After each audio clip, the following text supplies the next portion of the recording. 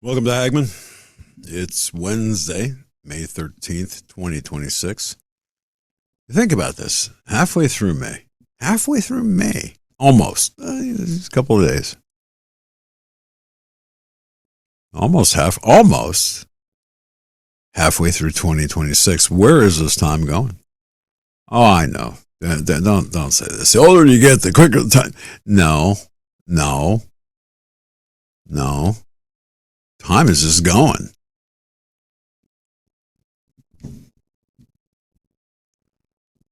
I want my MTV.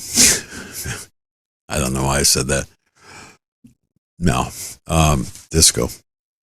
Boogie Nights. Ooh, I've got Tourette's, apparently. Again, welcome to Hagmann. A lot of news to get into, and I want to thank you for putting up with me last night. Look, I still am struggling. I have to say.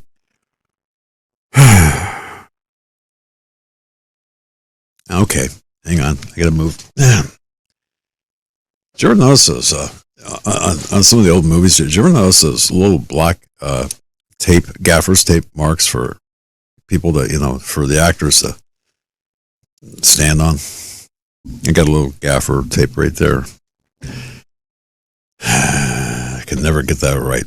It's because I really don't, I don't know if I really care. But no. Look, I'm still struggling with all of this. Kind of a rollover from yesterday. Speaker Mike Johnson comes out. Did you see this? Warns of mini mom Donnies. What the hell?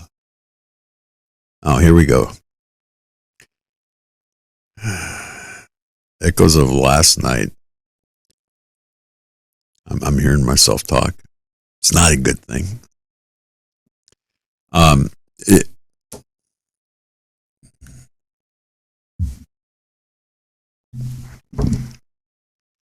Hey, Sam, can you mute or something? Or I don't know, man. I'm getting a lot of feedback. I'm hearing me. And I don't like to hear me. I don't even listen to me when I talk. With me, rather than drone on about my struggles with news and the fact that, and rather than have me lament about Mike Johnson saying, hey, you know what? I'm warning about the mini Mondamis. Of all the people, do something. For the love of everything that's holy, friggin' do something. Kind of like Bongino, okay? And again, look, he might be the greatest guy in the flippin' world. But I know one thing. You put me in that office, or you put Sam Andrews in the office of DDA, Deputy Director of the FBI, or any institution, but especially that one. You stay until the job is done. And then after the job is done, you still stay for a little bit to make sure it stays done. I don't care. I would kiss my wife goodbye. I'd take my dog with me. Notice how I said that, right? And I'd say, all right, before I get there, just make sure I got enough coffee.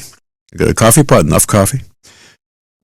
Throw a recliner in there for sleep. I don't need a bed or a cot in my office, whatever.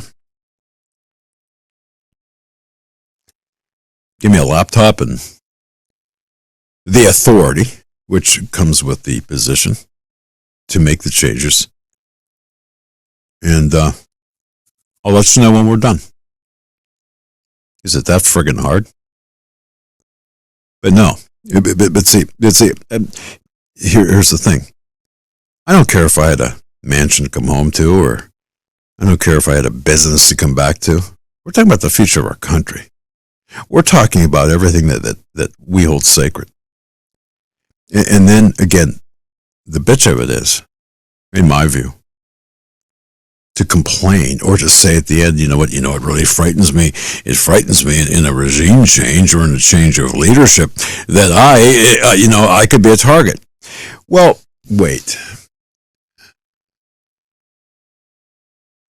Walk me through that mental process. Will you please just do that? Walk me through the process. Help me out. Help me understand what you're thinking. You see where I'm going with this? There's a difference, I believe, in before I bring Sam on, and there is a difference when you stop caring about what is materially important to you, when you stop auditioning, when you stop, I guess to say it differently, when you put the future of your children and their offspring ahead of any materialistic gains or whatever, when you give a shit about the future of this country, when you care what's really important, would you care? When you care for what's really important, I mean, you need to be in that mindset. Not a year. I'm going to do it for a year. We know it took the vast majority of 6 months between the cyber and the education about, or the education about the structure and the cyber before anything could be productive. I don't get it. Folks, I don't get it. And the reason I brought that up yesterday is because to me, this is Exhibit a perfect illustration of the podcasters, the broadcasters, the social influencers, the maggots.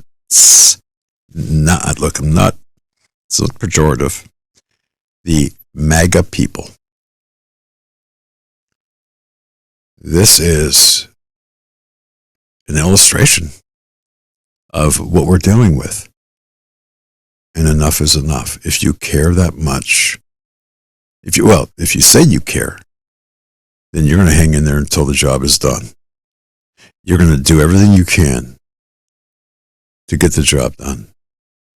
And the only way you're going to step out is if they drag you out or you start smelling up the place because you're decomposing in place. That's the only way they get me out of there. I don't know. I think Sam Andrews is cut by a different cloth. I think a lot of us are cut by from a different cloth. That is. That's just me. Sam Andrews is going to tell me if I'm wrong or not. With me, Sam Andrews, freedomtrain.net, Freedom Center USA, the man of the hour. Nah, you know what? He's just a great guy, and he's got a lot of great information. He's got a lot of great contacts. The guy's a legend. He can shoot the what Jed Clampett used to say. You know Jed Clampett, right? He could shoot a gnat off of a fence post at 100,000 yards. Okay, telling you what, the guy's good. He could build weapon systems. He could, small arm systems. He could train the heck out of you. Plus, he's revolutionized. Him and his wife have revolutionized the health field through emerging technology. Maybe I didn't say that properly, but you get the idea. So he's a man of many talents. Plus, he's a hell of a lot older than I am. Not as good looking as me, but I'll bring him on. Sam Andrews, how are you, sir? Doug, can you hear me now? I'm doing great. I can hear you now, and I can't hear me. That's a great thing. Let's keep it that way. It's good to see you, my friend. It's great to see you. Good to be with you. Thanks for putting up with my. I had a segue from last night because I was Sam, I was hurt. I'm still hurting. I don't know how to describe this. I was hurting last night. I'm hurting today. I'm hurting for our country. I'm hurting for the lack of people who are willing to stand up and go in and change things. I am so sick of these freaks, and by freaks, I mean anyone who doesn't agree with me. No, no, by freaks, I'm talking about these leftist lunatics who are mentally held hostage by, and really this humanist ideological bias, or communist biological or ideological bias. These people who have no clue of history, no clue of anything that's rational or sane, and who have abandoned all morality and all spirituality. I'm sick of these people, and I'm ready to duke it out with them. I'm ready to. Hey, let's rock, baby. But I'm just struggling with all of this. So anyway, which is why I'm so glad you've got. You know what? I'm kind of like, if I had the keys to this right now, I would hand them to you and say, Sam, first of all, save me. Here are the keys. You drive. I'll ride shotgun. And, in fact, let's do that. Come on board and let's talk. Where are you at, my friend? In the scheme of things, where are you at? What's on your mind? Well, I'm as frustrated as you are, Doug. Oh, that's not good. I got to tell you, I'm shocked at the level of mental illness. I'm shocked at the level of brainwashing.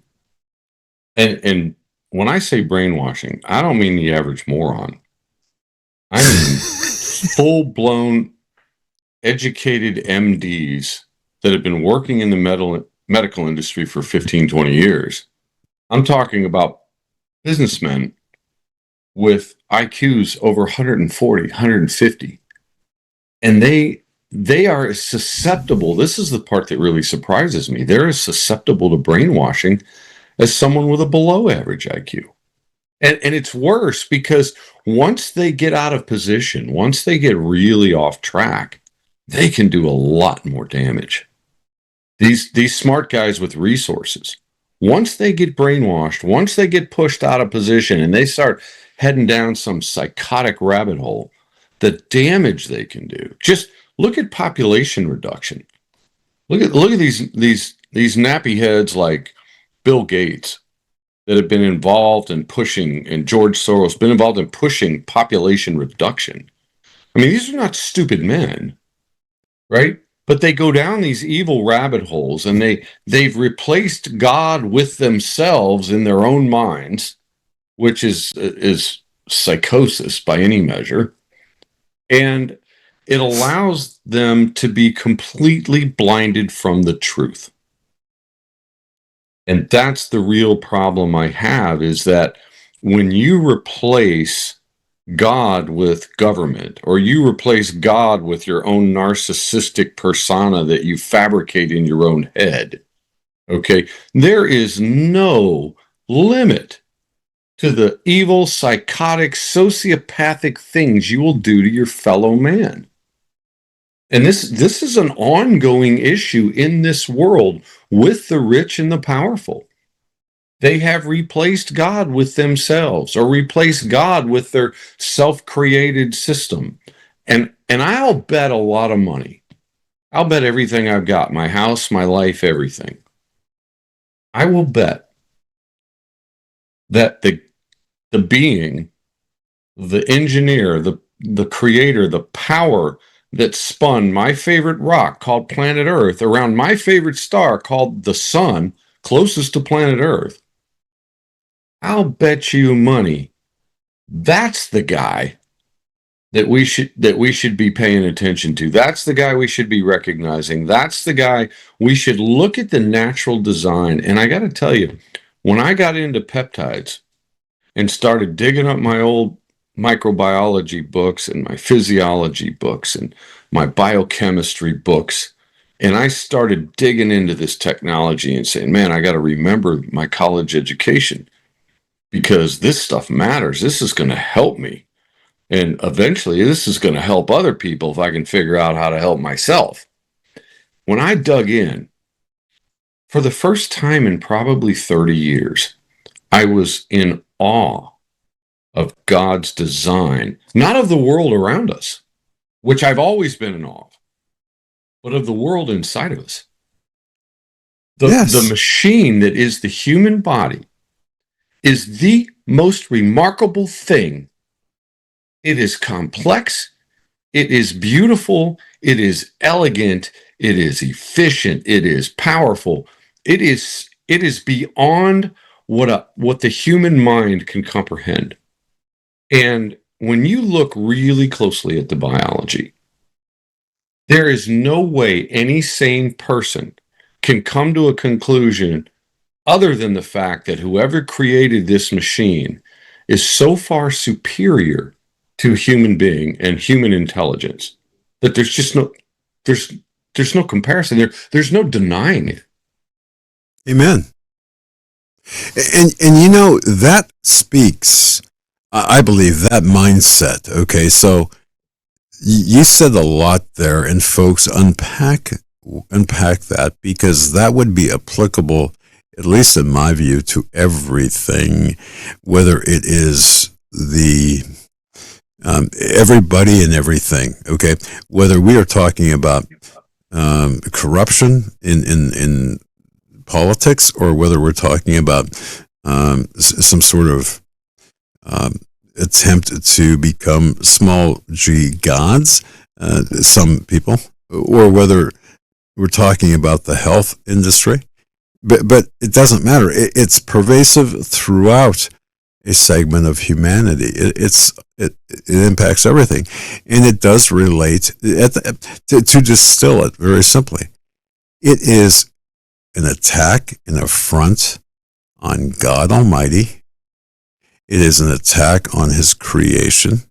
It is a plan in the works by individuals who are in the process or believe that they can hijack God's creation. And this is something that, you know what, those topics, they don't get the clicks. They don't get if you start talking about that, you lose people, because people don't really want to hear it. They want to hear things that really are more, they're after the shiny objects. You're look, I don't want to say I'm a fan. I want to follow the essence of truth and how to fix what we're seeing taking place. So, continue, sir. Well, when I was a young boy, my dad took me to a science lecture by a guy named Dr. Minton. And I don't know if you know Dr. Minton, but he was a PhD. And at the time, they labeled him a creationist. Is he passed? I believe so, yeah. Okay, yes, I know of him. Go ahead. But what Dr. Minton did was expose my mind, not to the biblical word of Christianity, but to the scientific evidence that supported this concept of creation. And that we were created beings, our world was created, that a very powerful, intelligent being created us, and he could prove it scientifically. And the evidence that he brought was just overwhelming. And, you know, part of that evidence was probability and statistics, something that my mind was really good at grasping, even as a young boy. And, you know, when I was 6 years old, my grandfather told me, well, you can't flip a coin 30 times and have it come up heads 30 times in a row. That is mathematically impossible. A few casinos might beg to differ, but go ahead. Yeah.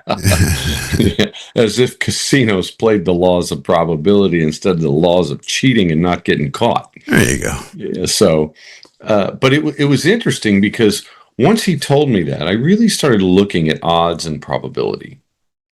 And that's when I really sort of fell in love with math. And at the same time, I was learning to play chess, and my mind was just going a million miles a minute. And people ask me all the time, why do you believe in God?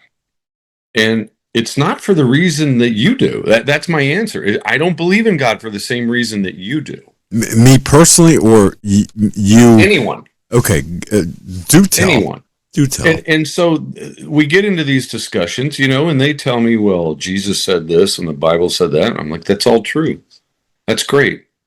But for Sam, for me, as this mathematical mind, I cared what the words in red said as a young man, but that's not the real reason I believed in God. The real reason I believed in God has to do with probability, has to do with mathematics. I believe personally that mathematics is the language of God. Amen. Just like physics is the expression of things in motion. Okay, vector velocity and time. So when you get into the heavy side of this from a science standpoint, people always go, well, what do you mean? What do you mean probability? And I always bring out this example. Let's say you're out of water, you're wandering around in the desert lost, you have no idea where you are.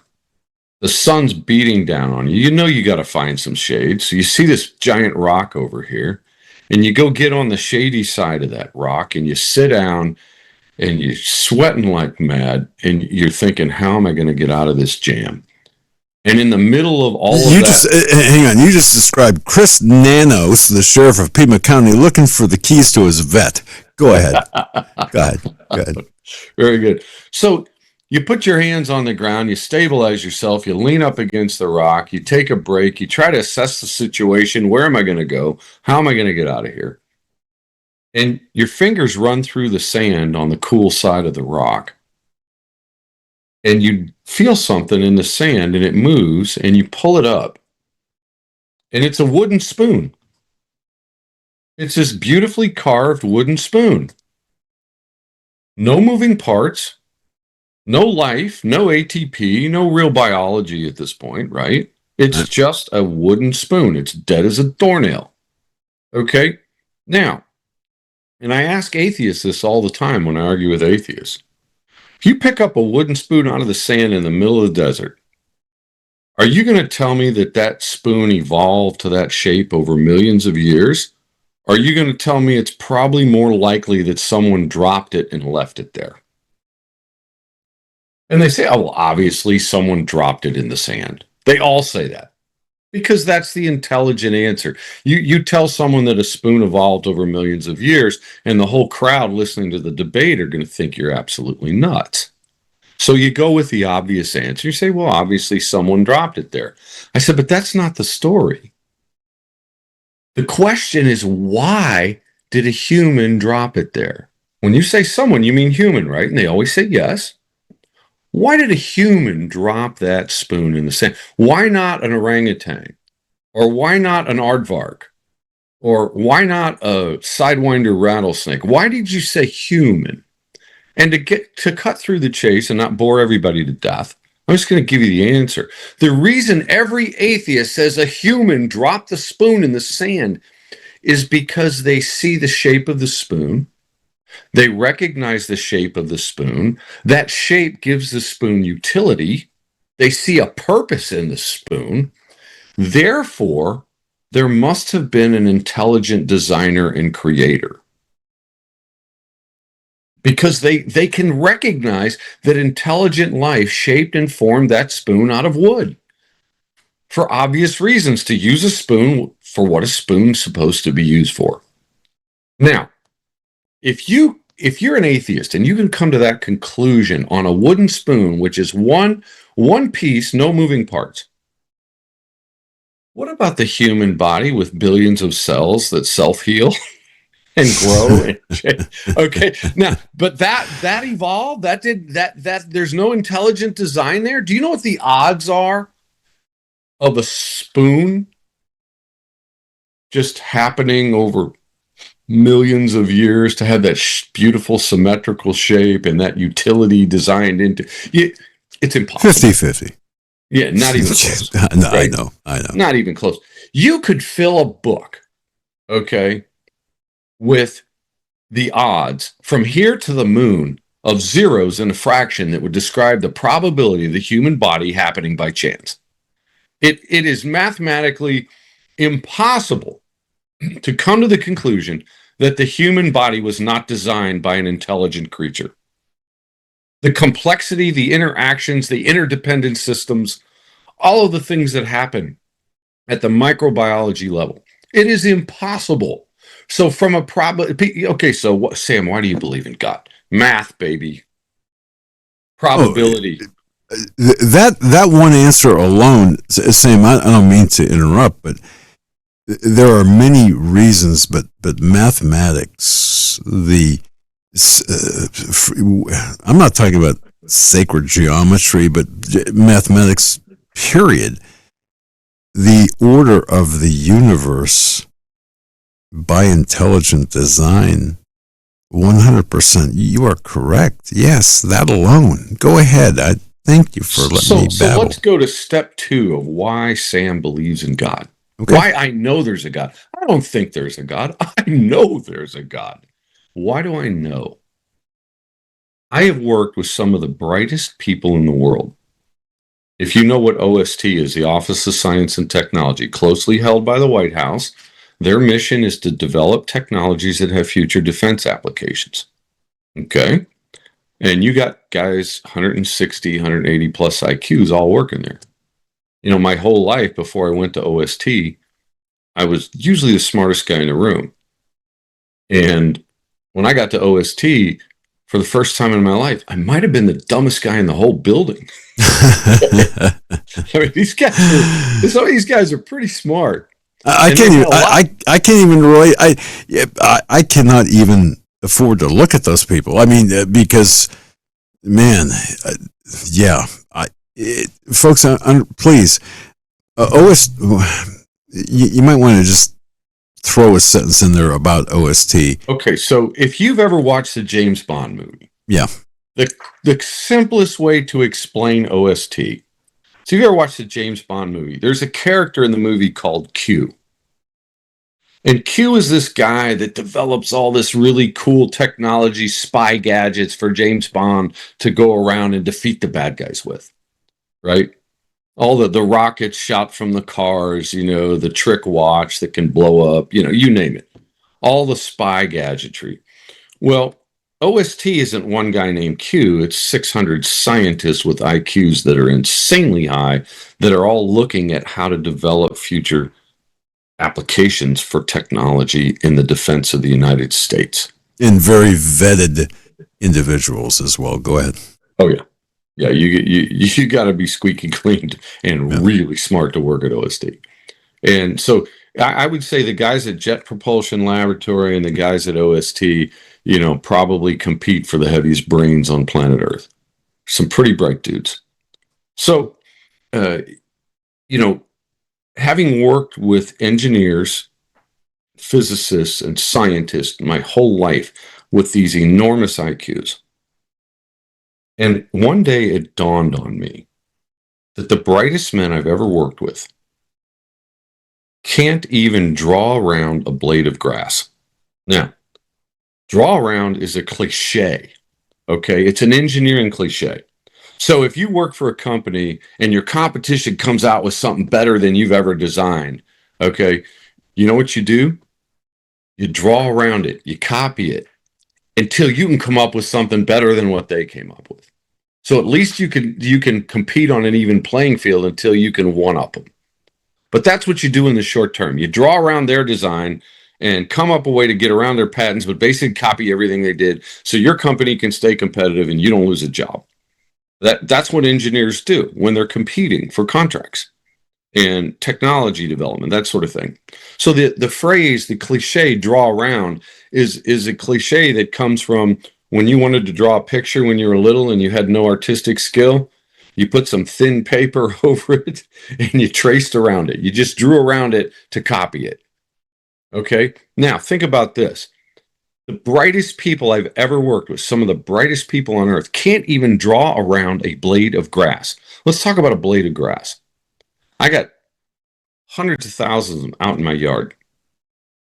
I hack those things in half every 4 to 5 days.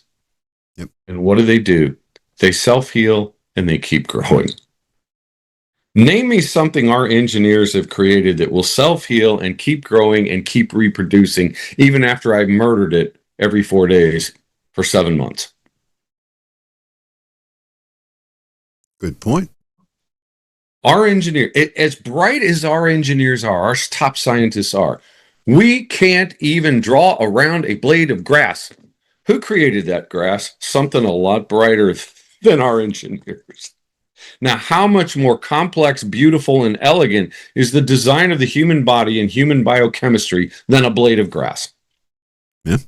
Not even in the same galaxy of complexity. I was going to say the complexity alone, and I would add this. I did. I'm not blowing my own horn, but toot. The biology books I did receive, as I've mentioned before. My wife had couldn't move the box. I weighed him 45 pounds worth of textbooks. And I've cracked every one of them. And the reason I mention that is it's been 50 years since I took any biology at all. And one of the most humbling recent experiences I ever had was just by looking through those books and realizing just how beautiful, how complex, but complexly beautiful man is, our world is. I mean, I was awestruck. And, folks, look, there's a world beyond TikTok. There's a world beyond YouTube. Okay. Please understand what Sam's saying too about this, because it is really, it's important. It's important for your future, your salvation, to the extent that you can recognize the divine hand of God in everything. Go ahead. Yeah, I think that's the operative phrase, the divine hand of God in the design of our universe. I don't know if I ever told you this, but I've got 3 different size telescopes. No, I didn't know. One of them's got a really wide angle. You can take a photograph of Andromeda with this wider angle telescope. It's about 400 millimeters, or it's an FRA 600 is what it is. And then I've got a Meade 10-inch telescope, which has a 10-inch mirror, which has a lot more power. You're talking a little over 2,000 millimeters of focal length. And then I've got this monster 16-inch Meade that will look 200 light years through our atmosphere and 200 light years into space. And it's incredible. And my wife and I... Mine just looks into the neighbor's window down the road. But anyway, go on. But wow, that 16-inch. Oh, it's a 16-inch mirror. It's bad to the bone. Oh, and I was on this kick where I wanted to buy the coolest eyepieces, so I could, and I've got these huge equatorial mounts that handle these big, heavy telescopes, and I bought an even bigger mount so I could put 2 scopes of different focal lengths on the same equatorial mount. And we have these cameras that take pictures of these beautiful galaxies in these these gaseous clouds and all of these things. And my wife and I go to star parties, and we set up these telescopes in these Bortle 1 skies where that are super clear, and we stay there for a week and sleep during the day and photograph God's creation at night. And it's just incredible. If you go to the western edge, I mean the border of the panhandle of Oklahoma, there's a Christian camp that holds a giant star party there called the Okie-Tex Star Party. And it's right on the border, the very western edge of Oklahoma. I can take my four-wheeler, drive out the driveway of that camp, turn left, and go down 1.5 miles, and I'm in a different state. Or I can go north and look at dinosaur prints in the creeks. Dinosaur footprints. I mean, it's a wild place, but it has a Bortle 1 sky. And if you know how they rate atmospheric conditions for things like telescopes, it's Bortle 1 through 9. 9 would be like the city of New York. You can't see anything. Well, in a Bortle 1 sky, the Milky Way is so bright white and so wide, this giant white stripe across the sky, that it casts, even with no moonlight, Doug, you can see your own shadow on the ground from the stars of the Milky Way. That's how bright the stars are. And you can't look at this stuff closely and not be in awe of the being that created this universe. I mean, it's awe-inspiring. It's stunning. If I can play with my phone here for a second, I'll pop up some of the very first pictures my wife took with our telescope equipment at the very first star party. I'd like to see that, so fumble away there. I think you will be shocked at the quality of these pictures. She just did an amazing job. I'll tell you what. Absolutely fantastic stuff. It's to me, I mean, folks, folks who are listening and part of the Rumble chat, and I want to thank everyone for coming into the Rumble chat and for interacting. I want to thank you for following this channel. I want to thank you for being part of this. But look, I think anyone who's ever been in that position can, in fact, relate to this. Wow. Okay, so here is Sam. This is Teresa's very first picture with a telescope. So this picture right here, I don't know if you can see it. I don't know if the camera moved to it. I don't think it did. Yeah, we can. Actually, it's actually pretty good. If you could see that, that's the Rosette Nebula. Okay? Right. And it is this giant gaseous cloud that is like 180 light years across. I mean, it's unbelievably huge. And I'll give you one more. This is up not too far from Betelgeuse in the sky. But this is a gaseous cloud just below the belt of Orion. I mean, isn't that stunning? So just to be clear, those were photographs taken with the 16-inch telescope. Yeah, we have a 62, what's called a 6200 astrophotography camera that mounts onto the telescopes. Right. And we take a long exposure, like a minute and 45-second exposure. And the key is to have a good equatorial mount that tracks with the Earth's rotation, so it keeps the object perfectly where it belongs, and you don't get any blurriness to the picture. But it's a lot of fun to do, and it's amazing to look at the things that God created that you don't see every day with your own eyes. You need a big scope to look at it, but it's just, and there are hundreds of people at these star parties. Some of them have scopes with 36-inch mirrors.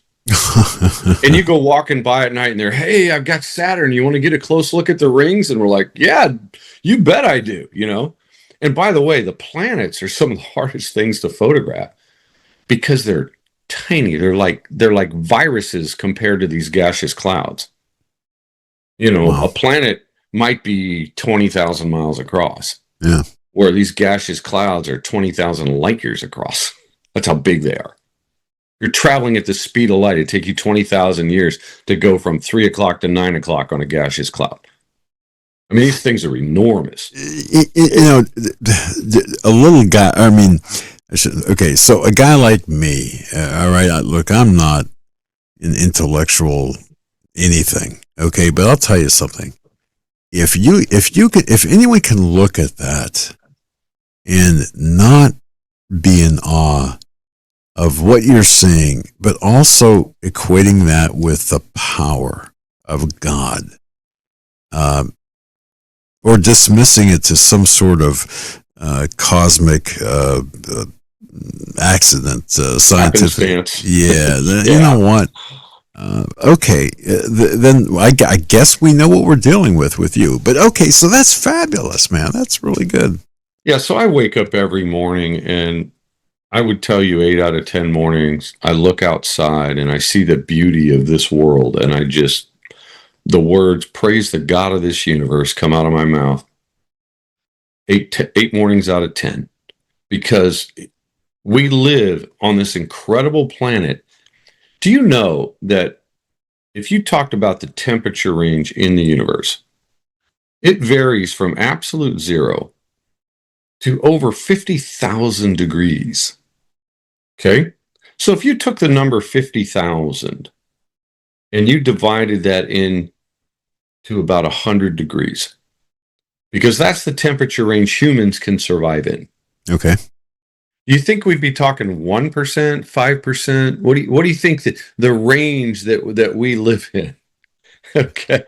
Let me tell you something. It's a lot less than 1%. Oh yeah. It's this tiny, narrow, almost imperceptible band, this tiny little temperature range we have to be in to survive as humans. And you think we just wound up on a planet in that temperature range, the perfect distance from our star, and that was just luck? That was evolution? So everything you just said there, I want to ask you, Sam, why or how could scientists who are intellectually honest, and that maybe that's the predicate.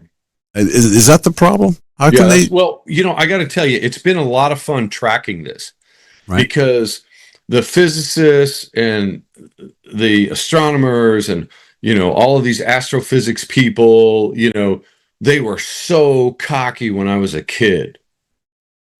They told Dr. Minton he was full of crap and blah, blah, blah, and he just didn't understand, and he was naive and all of this stuff. And then this funny thing happened. There was a female astrophysicist that noticed in the galaxies she was studying that the stars were actually expanding and moving away from the black holes at the center of every galaxy. Mm-hmm. So we know pretty confidently that the black holes in the center of the galaxies are the strongest gravitational force that exists in that galaxy. Okay. So the stars were moving away. So everybody pawned it off and said, well, that's because there was a big explosion in the center of the galaxy. And so that forced everything to move away from that powerful gravitational force. Here's the problem. When she did the math, she tracked these things for a couple years and did the math on it. They weren't just moving away from the center of the black holes. They were accelerating away, which is impossible under the current model. I was going to say, I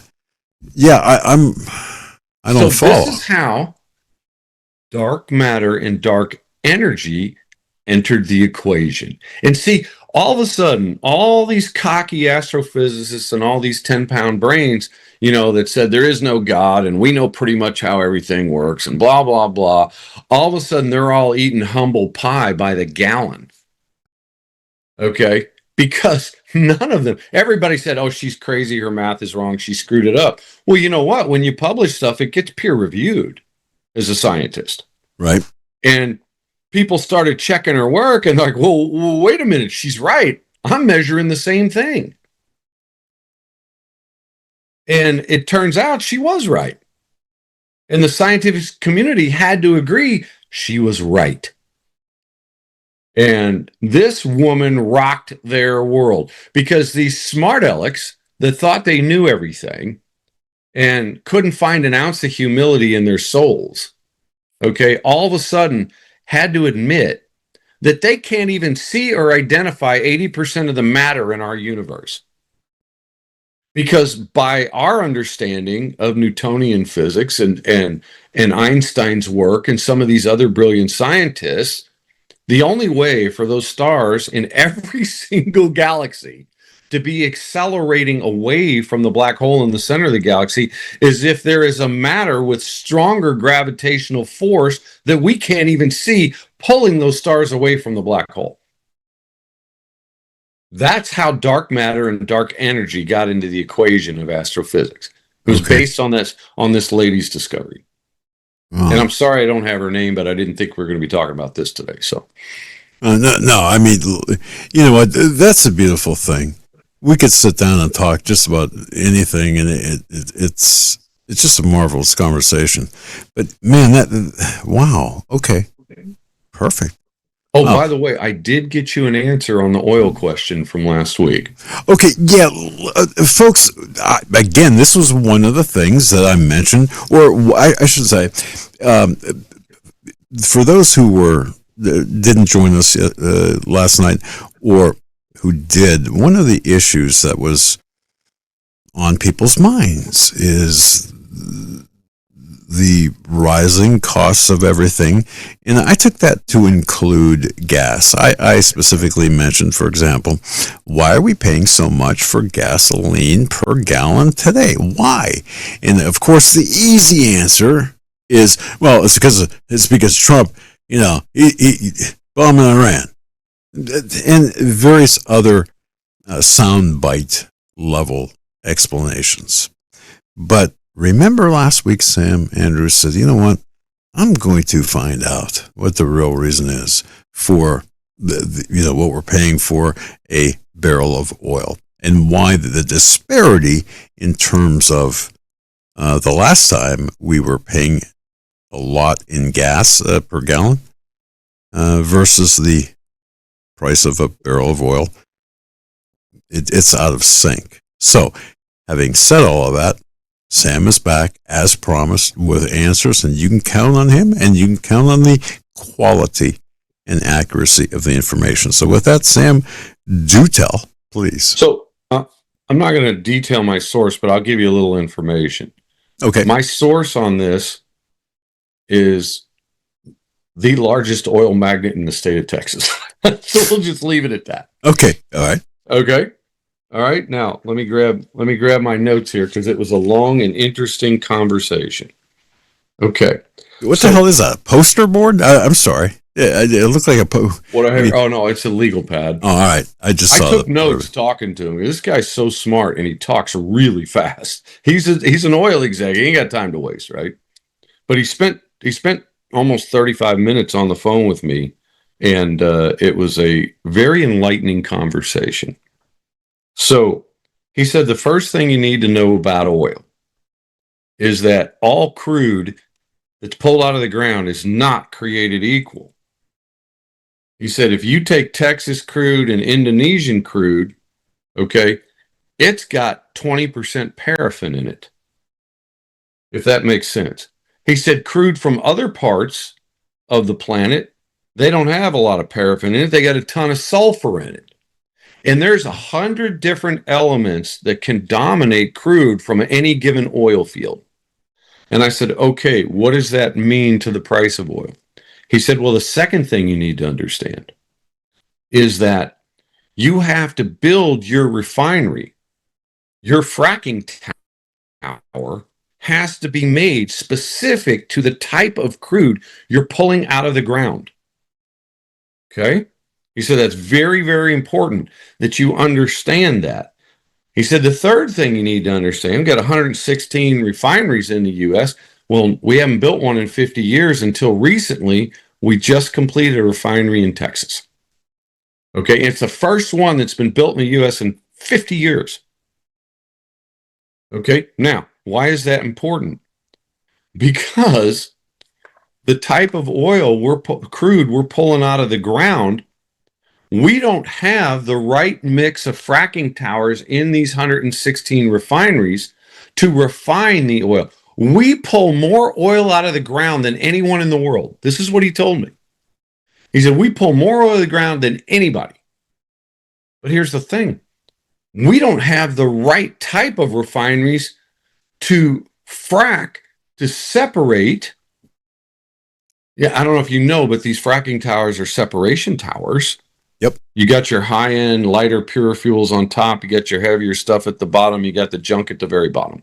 Right. But just imagine multiple layers in these towers. He said, we don't have refineries built to refine the type of oil that we pull out of the ground in the volume we pull it out.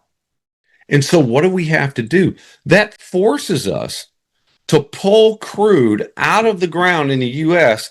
and ship it somewhere out of the country to get it refined and then bring it back.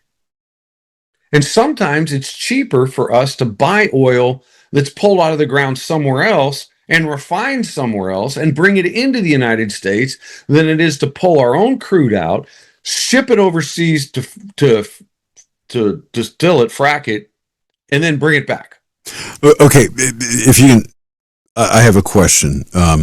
If you don't have to answer it now, you can wait. But who? I get that. The oil that's being extracted from the ground in oil fields across the U.S., different in composition, and most surely different in composition from, we'll say, the oil that's lifted out of Saudi Arabian wells. Yes. And okay, so having said that, at some point in time, and this is kind of what is hanging me up a little bit, somebody screwed the pooch in a very bad way.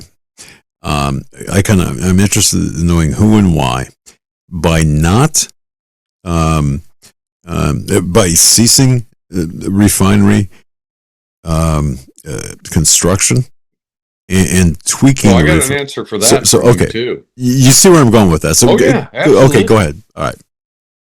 The answer to that is that the liberals that are trying to destroy and weaken America have deliberately squashed any refinery construction in the United States for half a century.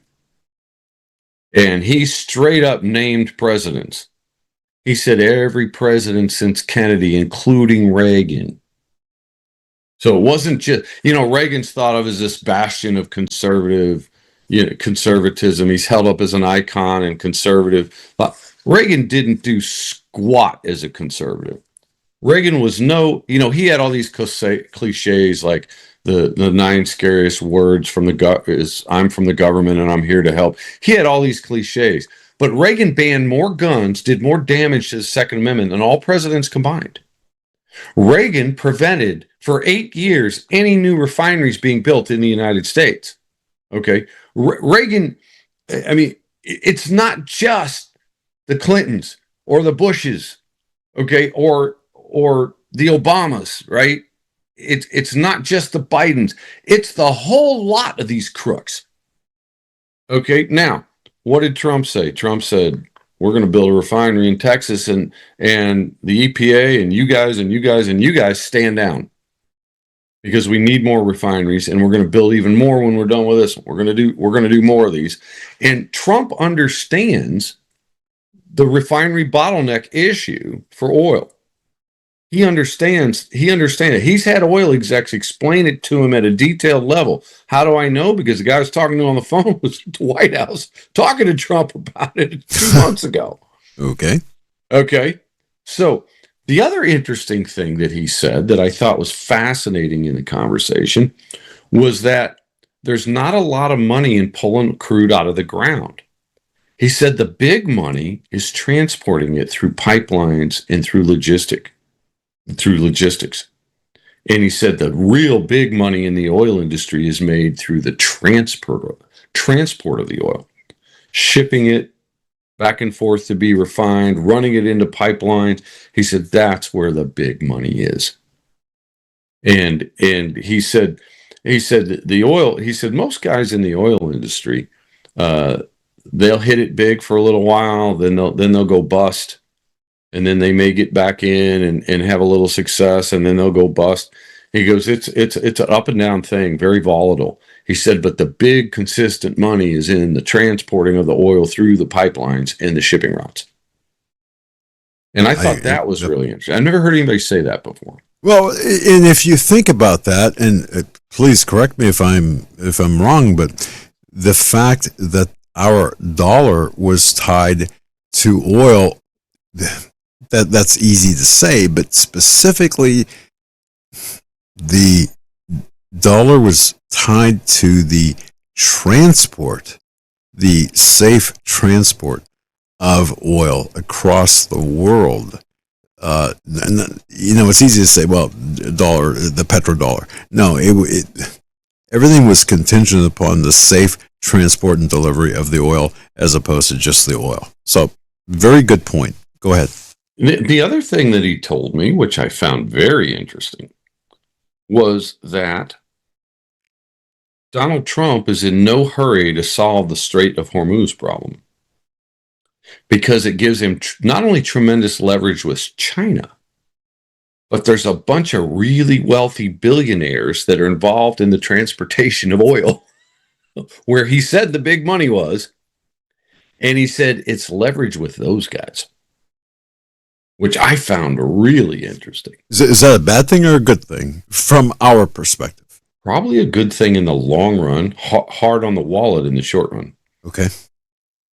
But it is really eye-opening. He named some companies like PEMEX, big Mexican oil group, and another one called CEPE.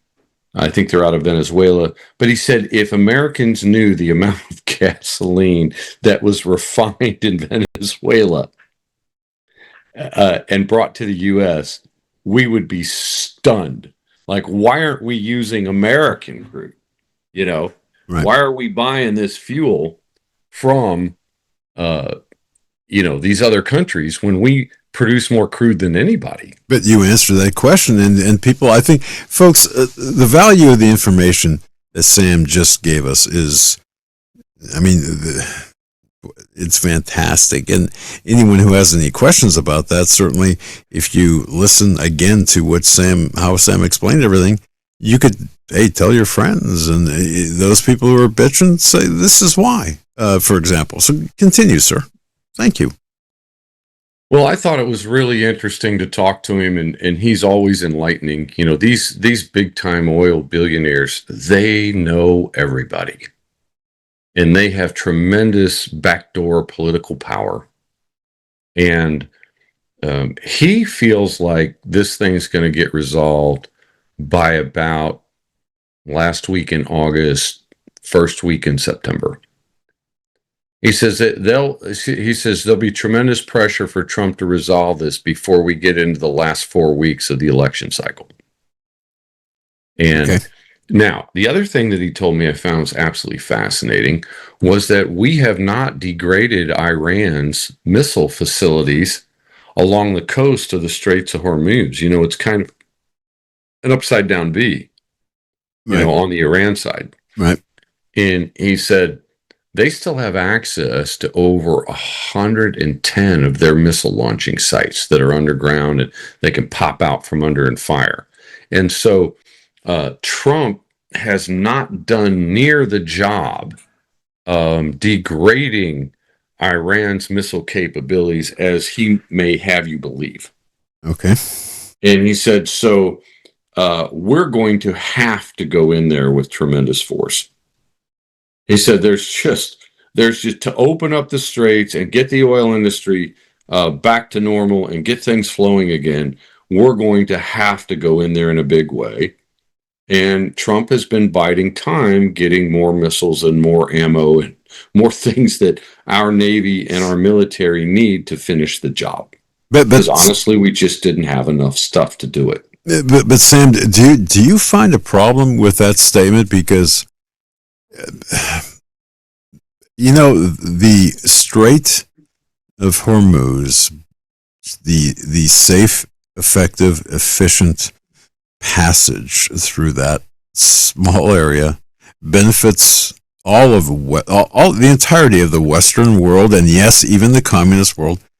But yet here is the U.S. left holding the bag. It's up to us. Let me ask you this question, Doug. Yes, sir. If you wanted to get the whole of Europe to stop buying Middle Eastern oil and Iranian oil and oil from these countries that are part of the oil cartel, right? Uh-huh. And you wanted them to buy American crude, doesn't it actually help you the longer the straits lock down? Because now Europe's got to come to America and say, we need crude. We don't have enough oil to keep our refineries busy. In the long term, I suppose it would, but in the short term, it hurts us. I think in the long term, I think oil production in the U.S. is going to benefit enormously. Right. Because we're now cutting deals with other countries that have never bought our crude. But now their back's up against the wall, and Trump's like, well, do you want to do business with the United States or do you want to go without? See, and I don't think it's a coincidence that he's in China right now talking to Xi Jinping, because he basically shut down, 30% of China's crude receipts? I saw that. Yeah. Yeah. I mean, you got to believe, hey, Gigi, I know you want your oil. I know you need your oil, but we got to work together on this, right? I might be able to free this stuff up in the near term, but I need this, and this from you. So it gives them tremendous leverage. And Trump is all about leverage. Trump asked nicely twice, and then it becomes, okay, now it's about leverage. That's his pattern. Exactly. He publicly asked nicely one or two times, and then it becomes about leverage. Okay, if you don't want to play nice, then we'll do it the hard way. And I find that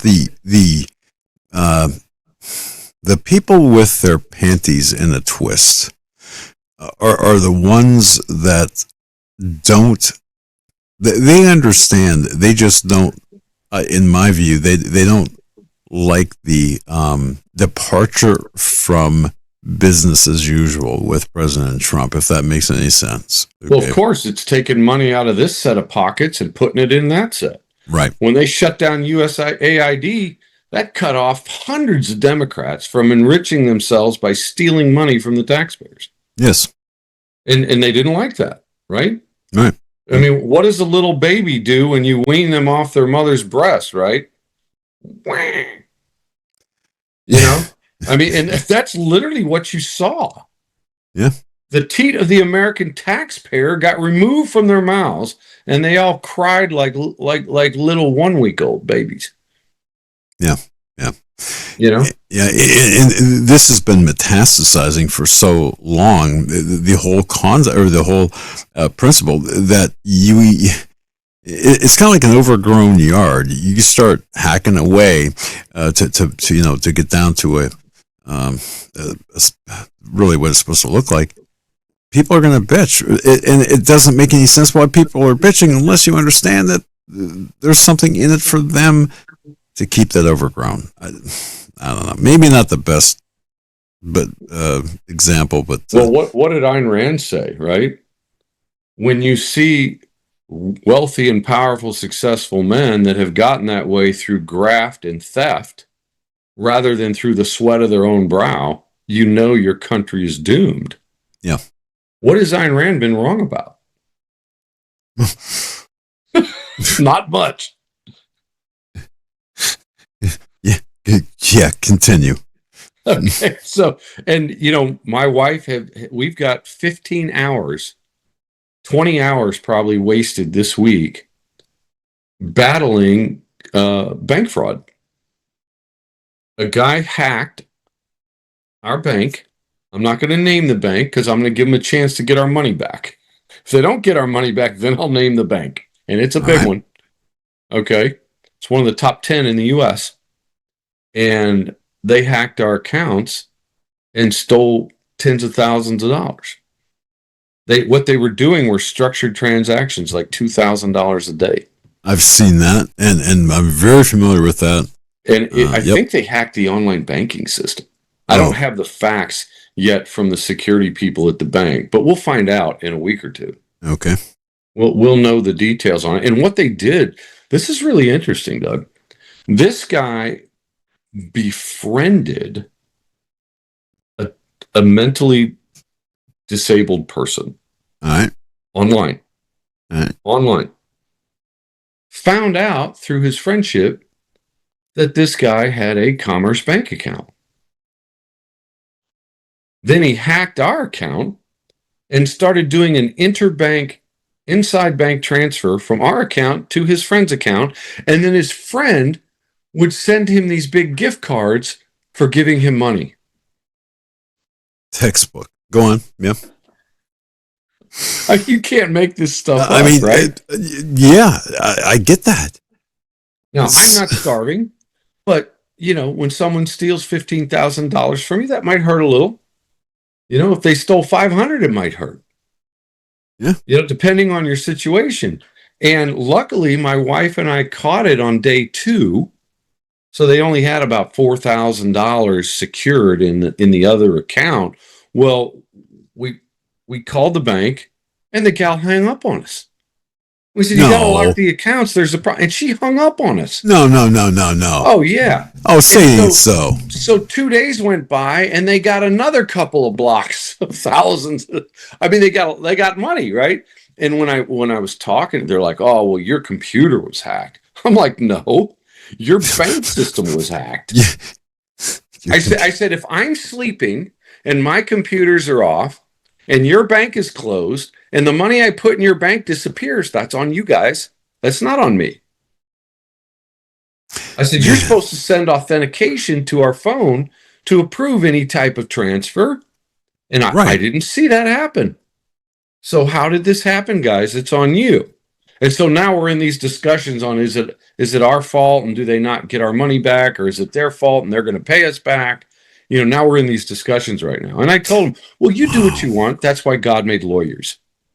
But it's so unnecessary because I wasn't, so for a while, in the civil end of things, Sam, I was involved in investigation of that type of fraud. I mean, bank fraud included. And you know what? I mean, the textbook example that you provided, there's the signature, and I mean that by the example, that is a textbook bank hack versus account hack, if that makes sense. Yeah, I mean, you know more about this stuff than I do, Doug. Yeah, because I don't work in bank fraud.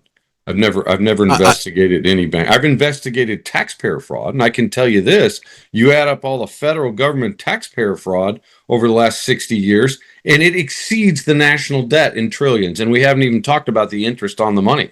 Oh yeah, and the role of NGOs. J.J. Carroll, folks, last night, if you didn't catch it, and folks follow J.J. Carroll, his Substack, he spoke about the trillions, 14.9. It's a big deal. Go ahead, continue. Well, my opinion is that if you take advantage of a disabled human being and you steal, we should shoot you in the face on pay-per-view and use the receipts of the pay-per-view money to help pay down the debt and repay the victim.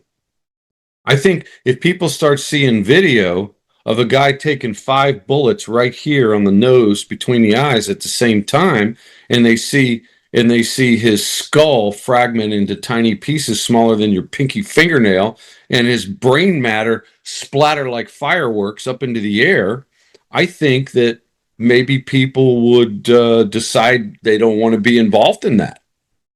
I'm with you, and look, I'll even spring for some of the ammo. I agree with you, and that brings us to the larger discussion too. I've been waiting so long today for you to mention at your convenience, at your time. I want you to talk too about what you're seeing in terms of the push for accountability to the very things we talked about. People, everyone is complaining, me included, that no one is being brought to justice. No one is being held accountable for all of the crap that we saw over the last decade or last 5 years into the last decade. So that and more of that, the accountability for all of these things, we need to see that. And yes, pay-per-view, not a problem in my view. Go ahead. Well, Doug, have I talked about my investigation of ESGR at the federal government? No, sir. Okay. So back right after 9/11, this was during the Bush administration, Major General Bobby G. Hollingsworth. I went to Senator Bond's office and I said, this guy would be an ideal appointment for President Bush, and I want you to nominate him.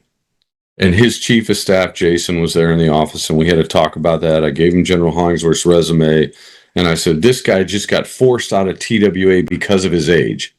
And he's healthier than most 40-year-olds, but he turned 60, and you can't be an airline pilot after a certain age, and he had just gone over the line, and so he had to retire from TWA. Now, this guy flew F-4s, okay, or A-4s, excuse me. He was a Skyhawk driver, not a Phantom driver, but he flew over 200 missions in Vietnam. He was a red flag instructor, 2-star general in the Marine Corps. I mean, this guy was an aviation legend. Okay. And I worked for him on some projects. And so I knew him well, and I knew he was a great guy, solid a Christian man as you'll ever meet. And so I went to Senator Bond's office. I said, this is a guy. This is the type of guy Bush needs to nominate to run these agencies. And so he got nominated and tabbed to run ESGR, Employer Support for Guard and Reserve. And so once Bob got appointed, he hired me to come in and do an investigation because he said, Sam, I looked at the budget. It doesn't make a lick of sense. And it just smells of fraud. And I need you to come up here and dig in. And so I said, well, I'm already working on something for Dr. Chu, who was the Assistant Secretary of Defense at the time. And I said, but I'll tell him that you want me on the project, and I'll start as soon as he'll let me. And Dr. Chu was actually his boss up the chain. That was his direct boss. And so he's like, yeah, that's my boss. Yeah, we'll talk. I'll talk to him about it. So anyway, I did 3 projects while I was in DC in 2002. And one of them was an investigation of the money at ESGR and where it was going. Day one. Largest line item on the budget. $750,000 a year going to Booz Allen Hamilton for computer services and software. Now, ESGR at the time was kind of a place where officers went, captains, people that wanted to be promoted to punch their inner service ticket. Right. Okay, and ESGR was run by the Army. And so if you're a Navy or a Marine guy or Air Force, you could go to ESGR, do a year there, 2 years, punch your inter service ticket, and then you'd be eligible for a promotion if you didn't have that ticket punched yet. Okay, so there are about 55 guys in the whole office. How do 55 guys warrant, this is back in 2002, not today's dollars, but even so, how do 55 guys warrant $750,000 worth of computer and software services? Creative appropriations on tax forms. Yeah, go on. Yeah. So day one, I go down to what at the time they called the MIS department. It was the computer department. And there's a SEAL Team 3 Master Chief running the computer department. Really sharp little guy, very tech savvy. And I walk in, I say, I need to see the contract with Booz Allen Hamilton on the computer services. I got the budget here from the head of accounting, and I need to see that now. He said, well, I can't show you that. That's classified. Okay. And I just laughed. I said, buddy, you may be a badass Navy SEAL, but I guarantee you my SCI is way higher than yours. Now, do I need to call your boss? He goes, it doesn't matter. You can't see it. It's classified. And I said, okay. So I called General Hollingsworth on my cell phone. And next thing you know, he goes, Give him your phone. I want to talk to him. I'm like, here's your new boss. He wants to talk to you, right? So he puts the phone up to his ear. Sir, yes, sir, right? Hollingsworth starts screaming so loud. Now the guy's got the phone at arm's length, and all I hear is, Leavenworth, you dumb SOB. That's where you're going to be tomorrow if you don't cooperate. Are we clear? There you go. So I said, well, that ought to cover the compartmentalization BS you were throwing at me. I said, let me tell you something, Master Chief. I know you want to get promoted. You certainly wouldn't be in this dump if you didn't want to be promoted. So I'm just going to make you a promise. I'm just going to make you a simple promise, okay? You give me the information I need. You don't lie to me about anything. And I never heard your name. I'm not going to put your name in my report. I'm not going to put your department in my report. Give me the damn contract. So he unlocks the file door, gives me the contract. I said, all right, show me the deliverables page on the contract. And I went to the deliverables page and it said 5 servers and software. And I'm looking this guy straight in the eye, Doug. And I said, take me to these 5 servers. I want to see what software is actually running on them. Okay. The dude wouldn't even look me in the ground. He looked me in the eye. He literally looked straight at the ground. He did one of these. Yeah. Too ashamed to even look at me. I said, Chief, be very careful. This is a moment where you do not want to lie to me. Yep. He goes, they don't exist. Well, of course not. I said, there's nothing to look at? He goes, no, sir, there's nothing. I said, are you sure? Because this is 10 years in Leavenworth if you're lying to me. And I don't want to do that to you. And he said, no, I promise you, they don't exist. Okay, that was day one. So Booz Allen Hamilton, they give 7 figures a year to the Democratic National Committee. Right. Political donations, right? Election donations. So day 2, I went back to the hotel that night and I'm thinking those dirty Democrats stealing from the American taxpayer. Okay. Day 2 at ESGR, I'm looking at the second biggest line item on the budget, $600,000 a year to the Ad Council, owned and operated by Laura Bush's best friend. There you go. Okay. Now, the Ad Council was supposed to be running commercials promoting Guard and Reserve service on major network television during prime time. That was the deal in the contract. So I go to public affairs. I'll never forget this guy. He was a Major Mike Lovett. Okay, Army guy. Okay. Big athletic dude, super smart, super good communicator, African American guy, just as sharp as he could be. I mean, when you think of a big, tough warrior that's super shrewd and smart, he was the epitome of that guy. Right? So, Mike, I need to see the contract with the Ad Council. Can you pull that out for me so I can review it? I'm doing an audit. Oh, no, sir, I can't show you that. That's classified. I said, public television commercials? That's classified? I said, let me tell you what happened to Master Chief so-and-so yesterday. And this is what his new boss said. Now, do you want to get off on the wrong foot with your new boss, or do you want to show me the contract? Because he'll throw you in Leavenworth just as fast as he will that Master Chief. And he goes, I'll show you the contract. He pulls it out. Turns out that the Ad Council was not running primetime commercials, that the head of the Ad Council went to these obscure cable channel owners and said, it's your patriotic duty to run these commercials for free. So they did at 2:00 in the morning when no one was watching. All right. When I told General Hollingsworth that, he about lost his mind. He picked up the phone, called the Ad Council, and said, your contract has been voided for non-performance. Goodbye. I mean, it was like a 15-second conversation. Right. And he ended the because that's how Bob was. By the book, straight and laced, do what you say you're going to do. That's how Bob was. He was an amazing guy. And of course, the Booz Allen Hamilton contract got canceled. And of course, I went to the Virginia Attorney General and the Office of Management and Budget and the Inspector General. I filed all these reports. Okay.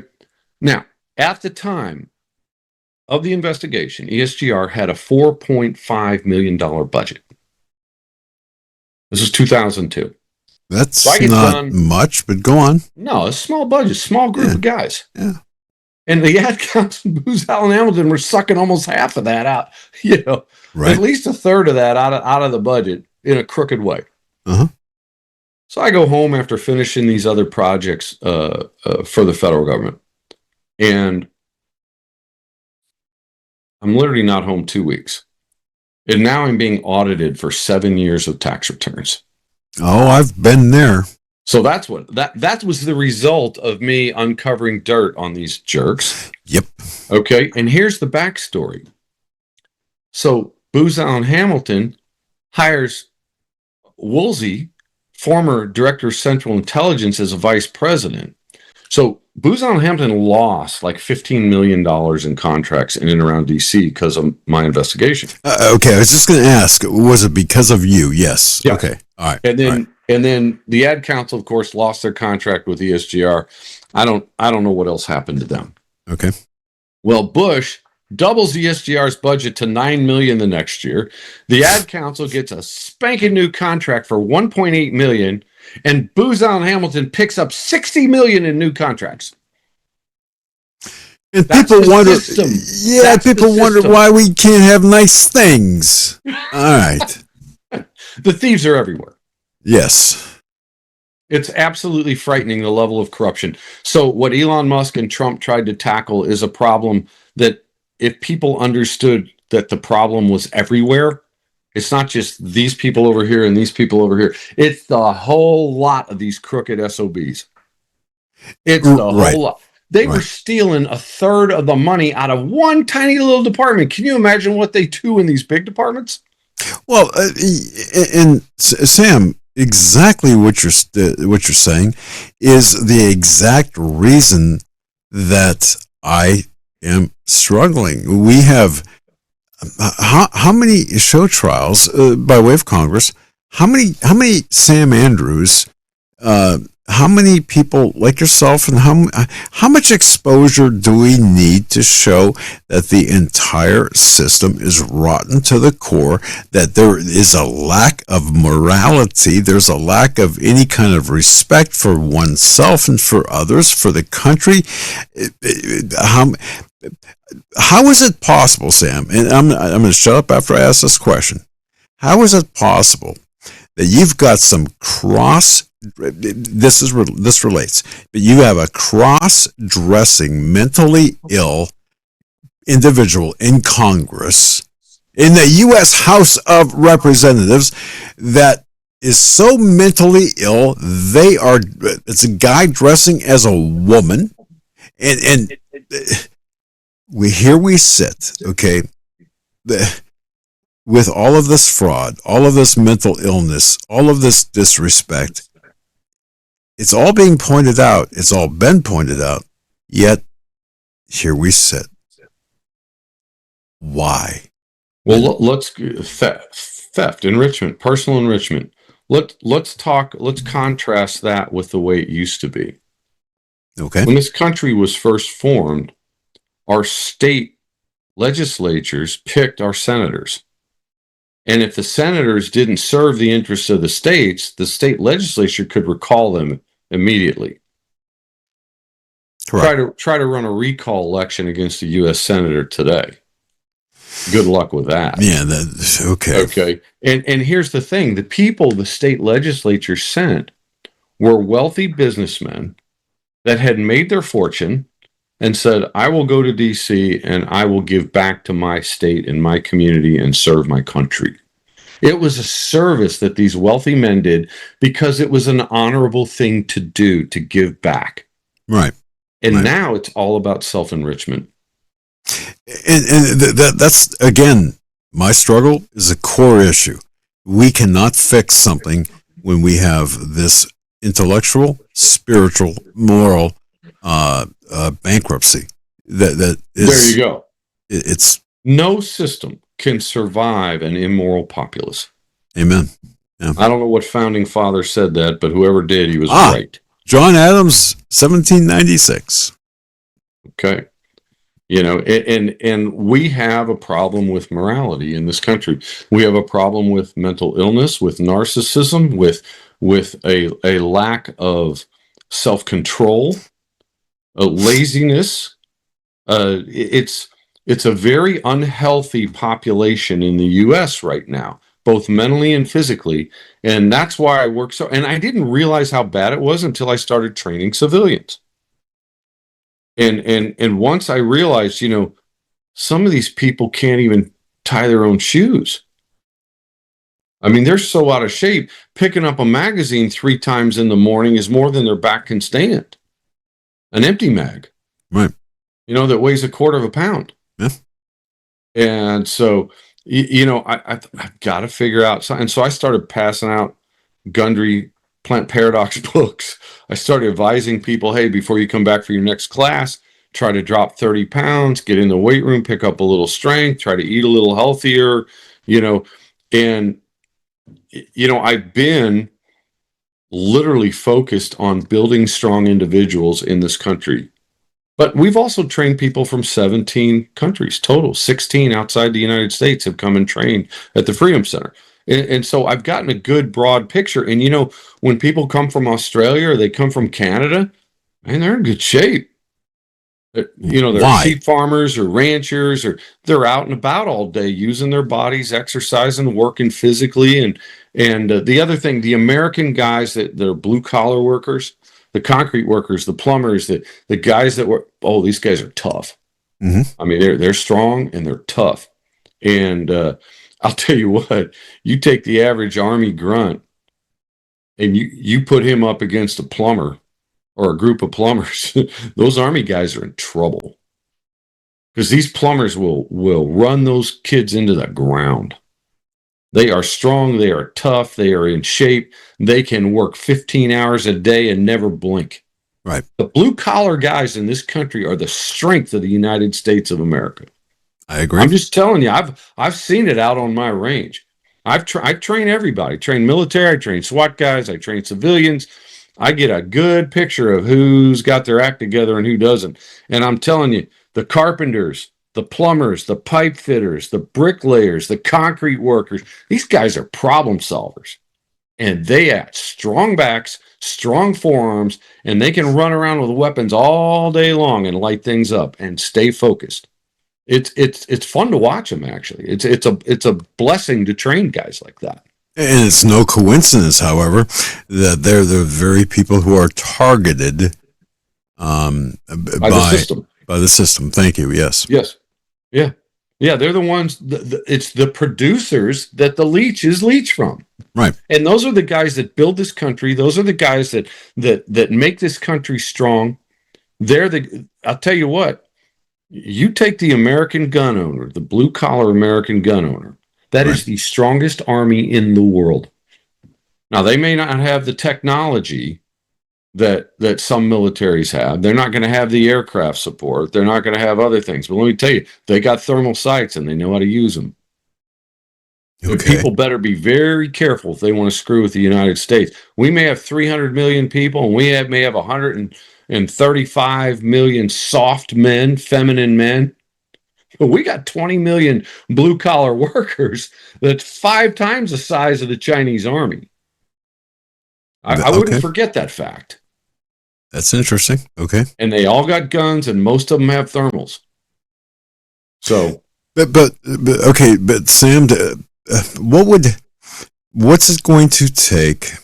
And I've asked this question now ad nauseum. I mean, it's just, what's it going to take for us to finally get serious and to fix the system once and for all? Fix what's wrong. Again, starvation. Yeah, it's going to take when violence erupts in the cities and the trucks stop running in there. They don't grow food in the cities; they truck it in. Yeah, of course. Okay, it's logistics. When the logistics break down and the food stops going into the cities, that's when we got big problems and things are about to come undone. Until then, I don't see anything that'll get the average American off football, off basketball, off video games. You know, when the men can't bring home food to their families, okay, and when the women can't buy toilet paper and tampons, they'll pull their head out of the sand. Probably not before. Okay. Beer and food, right? Yeah. But okay, toiletries, the basic necessities for the average family. When that logistics system breaks down, you're going to see a level of violence you haven't seen in a long time. And sadly, and I know exactly what I'm saying here, I'm okay with that. To the extent that it's got to be, we have to solve a problem. Okay, now. Well, what did that guy say about the Tree of Liberty needing to be refreshed? Yeah, absolutely. With the blood of patriots and tyrants and patriots. Yeah. Yeah. So, and again, forgive me if I've beaten this issue down, but I need to just brush this with you again. I really have a problem after watching the Bongino interview with Sean Hannity. Yes, Kash Patel as well, but Bongino specifically, a guy that was put in a position that could have changed things. He, of course, limited himself to a year. In a nutshell, Sam, and again, forgive me if I've said this and you're tired of hearing it and people are tired of hearing it, but the fact of the matter is this. If you were given that position, if you had the deputy, the number 2 position, or actually the number 1 operative position at the FBI, given that chance to change things, you would stay until it was done. You would work your ass off. You would do this. Look, I know you. You would handle things efficiency and with dispatch, right? You wouldn't say after a year I'm done and then go back and celebrate what you've done and go back to an audience, go back to a business, go back to, you would not do that. You'd be in it for all you could give it. And the reason I mention this is there's for no other reason except to say, Sam, what I see, the people that can make a difference don't want to. That's all I'm saying. Well, you know what I think it is with most men. Okay, if you've got a wife and you've got kids that you feel responsible for, you don't want to be the first guy to fight back. You don't want to be the guy that lets his wife down. See, and my wife probably hate the fact that I would say this. Yeah. But if I had to protect someone else and give my life doing it, and I knew that would end our marriage and make her incredibly sad and depressed, I don't know, maybe she'd celebrate big insurance payment, but you never know, right? But the fact of the matter is that there are very few men that have the long-term wisdom that allow them to plant trees they'll never stand in the shade of. Ooh, good. Okay. And that's the difference. You're talking about people with a short-term view that feel responsible to their wife, responsible to their kids. Our founding fathers weren't those people. Our founding fathers were live free or die people. As they were we like are. The long term. Yeah. Let's get it right for once for generations. Right. And if we have to sacrifice our lives and our families, our relationship, everything, let's just do something great in the long term. And it was the long-term view and their Christian principles. I mean, look at what Christ did. Even Christ in the garden was, if there's any other way, let this cup pass from me. Nobody wants to stare death in the face and be the sacrificial lamb, which is part of what made Christ's atonement for us so powerful, because nobody wants to do that. But the fact is, there are men on this earth that care more about posterity and the future than they do about their own lives. And as you get older, that feeling becomes, I think, more powerful. Because you've lived your life, you've had your kids, you've done the marriage thing, you've reproduced, You've seen the wickedness in the world and you just want it to stop. Yeah. And so there are a few men out there, less than 1%, less than 1/10 of 1%. And those are the type of men that made up the founding fathers of the United States of America. I mean, when you look at what happened to their families, their homes, I mean, it is tragic beyond all measure. But they were willing to sacrifice everything to give this country a real start at freedom. And we still have guys like that. We just don't have a lot of them. Well, okay, let me ask this. I'm going to pose this question to chat just briefly. And I'm going to pose this and I'll check on it here momentarily. But ladies in the chat, if you were married and you had a husband that would do exactly as Sam outlined, would you be okay with that? I'm just curious. I do suspect that you would be, but if not, say so. But would that, if he said, look, I'm going, and he gives you a kiss, pats the dog on the head, or grabs the dog with him, takes the dog with him, would you be okay with that? Would you want that, or would you say, no? Just curious, but continue, Sam, because I'm right there with you. I don't think any woman wants their man to give up his life for his country. Because when a woman looks at that scenario, they don't feel like I married a hero. They feel like I married a man who didn't love me. I think not all women feel that way, but I think the vast majority of American women would feel like he cared more about his country than he did me. He didn't want to be with me. And that's not true. Men love their wives. I mean, men are willing to die to protect their wives. But I think the way a woman would feel, the majority of women would feel like, you don't love me, you didn't really want to be with me, and that's why you were so willing to sacrifice. And that's not true at all. It's just that some men have a deep ingrained sense of duty and a deeply ingrained sense of justice. And I'll give you an example of that. My first sniper training class, I had Carlos Hathcock and Neil Terry for instructors. They're like a who's who of the long-range shooting world. I think Neil won 9 Kennyathlons and 2 or 3 World Sniper Championships. I mean, the guy was the greatest long-range shooters in American history. And Carlos Hathcock's a legend. Okay, him and what he and Captain Land did in Vietnam. There's books written about it. I mean, these guys are legends in the sniper community. And I got to tell you, Carlos Hathcock, this little guy, he's like 5'8", 5'9", skinny little guy, right? He pulled 5 men out of a burning ATRAX vehicle. And it eventually cost him his life because he suffered 3rd-degree burns all over his body. But, and see, I understand because I've gone into a burning vehicle to pull someone out. That part I understand. What I don't understand is once you go in and grab that guy with all those flames burning your skin and you're all charred up and you're all beat up and you're burning and your body's on fire and you're in incredible pain, how do you go in and get the second guy? And then go in and get the third guy and then go back in a 4th time and then go back in that vehicle a 5th time? That guy is something else.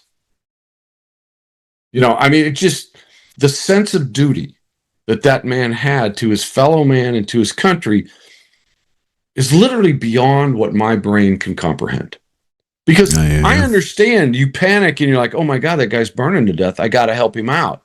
And you reach in there and you pull him out and you get burnt. Your eyebrows disappear. Your eyelashes are gone. Your face blisters up. Your arms are all blistered. Your chest is all burnt with 3rd-degree burns. But you get the guy out of the car. But at that point, you're not in a good place physically. Your body is literally on fire.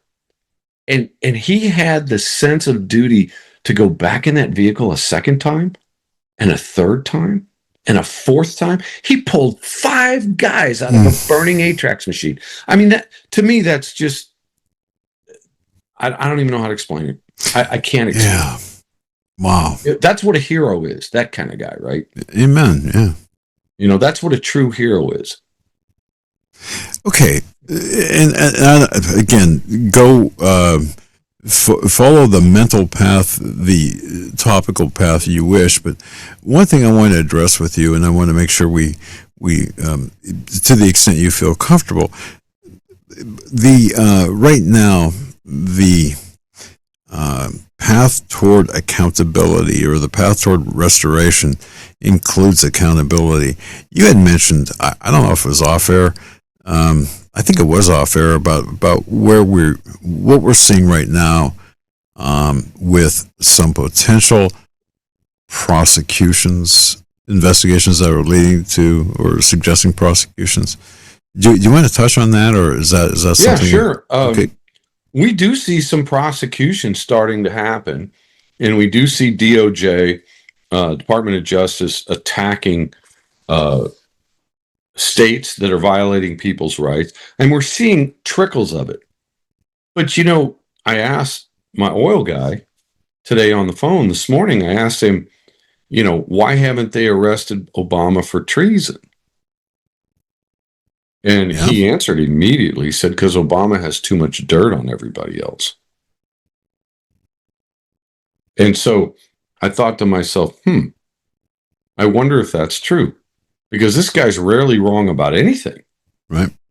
And he said, yeah, he said each side has dirt on the other. And it's the threat of being exposed that prevent any real prosecutions. He said that's why people retire and they never get prosecuted, even though they've stolen millions of dollars from the taxpayer. And like I said last week, I honestly believe if Trump was interested in prosecuting all these people and throwing them in jail, he would have started building jails on January 23rd. Because we don't have enough space to hold all these crooks. So obviously he's not interested in prosecuting these people. I thought maybe the little tweaks at Guantanamo were a thing, but apparently not. And apparently, what you just said, there's no interest in. Well, where would he put him? Let's say he did want to do that. Trump is not a logistical fool. He knows if you arrest 8,000 federal criminals that work for the government and been stealing from the taxpayers, you got to have 8,000 cells. Where's he going to get Where's he going to get 2,000 cells? Much less 8 or 10 or 12 or 20,000. I mean, the stealing is so beyond the pale all through the federal government.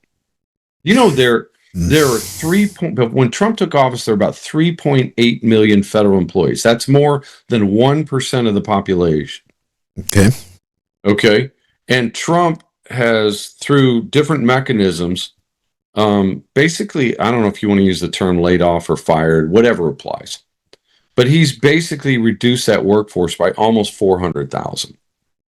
Well, is that a lot? I mean, relative to the 3.8 mil?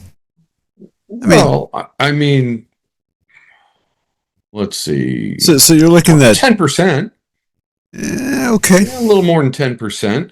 Of course, there needs to be a lot more done. It needs to be cut by 80%. I would say, yeah. But we got to keep at least 1.5 million around for the Department of Defense. Oh, okay. We've got about 450,000 active, roughly, maybe a little less, and maybe a little more. Depends on what time frame you're talking about during the year. But we've got over 1.3 million Guard and Reserve. And since I worked on a project on reserve component forces, I know those numbers pretty well. So we've got over 1 million Guard and Reservists. I mean, a lot of people don't know this, but like units like SEAL Team 3, they might have hundreds of SEAL Team 3 reserve SEALs. Not just 50 or 60. I mean, they have hundreds. Maybe over 500, maybe even higher, right? I don't want to give the exact number. Okay. But there's a lot of them. And so we've got a lot of reserve component forces out there. And I think we need to keep them. I think when Rumsfeld was in office back in 2002, that dipshit was trying to get rid of 2 carrier battle groups. Explain to me if we'd have gone from 12 to 10, how he would handle Iran right now. Exactly, and given his hawkish, posture, I don't quite get that whole concept. But maybe you do. It just depends on what pocket the hawk wants the money to end up in. Okay. Okay, but we were fighting Rumsfeld tooth and nail to keep him from eliminating those, and we won. Rumsfeld lost. Right. But, brighter minds knew better. And I'll tell you what, when you take big oil money like what Iran has developed over decades, 47 years of crooked behavior, I mean, they have a formidable military. They have formidable missile technology. And when Trump says he wiped them out, not yet, he hasn't. Which that bothers me. And by the way, everything is compliments of the U.S. or U.S. and the West. So, I've got problems with the run up to where we're at. I've got problems with the execution, but I'm not. Look, who am I? But I also have problems with the statements that are really not 100% true. So. Yeah, that's a fact. I can just tell you, 20 years ago, I was in Best Buy in Ellisville, Missouri. Okay. And I was going to buy a nice TV. I was moving to a little larger house, had a little nicer living room in it, and I wanted to put a nice TV in there to watch football games on and other stuff. And there was a floor model there. They didn't have one in stock, the one I wanted, but they had one on the floor as a display model.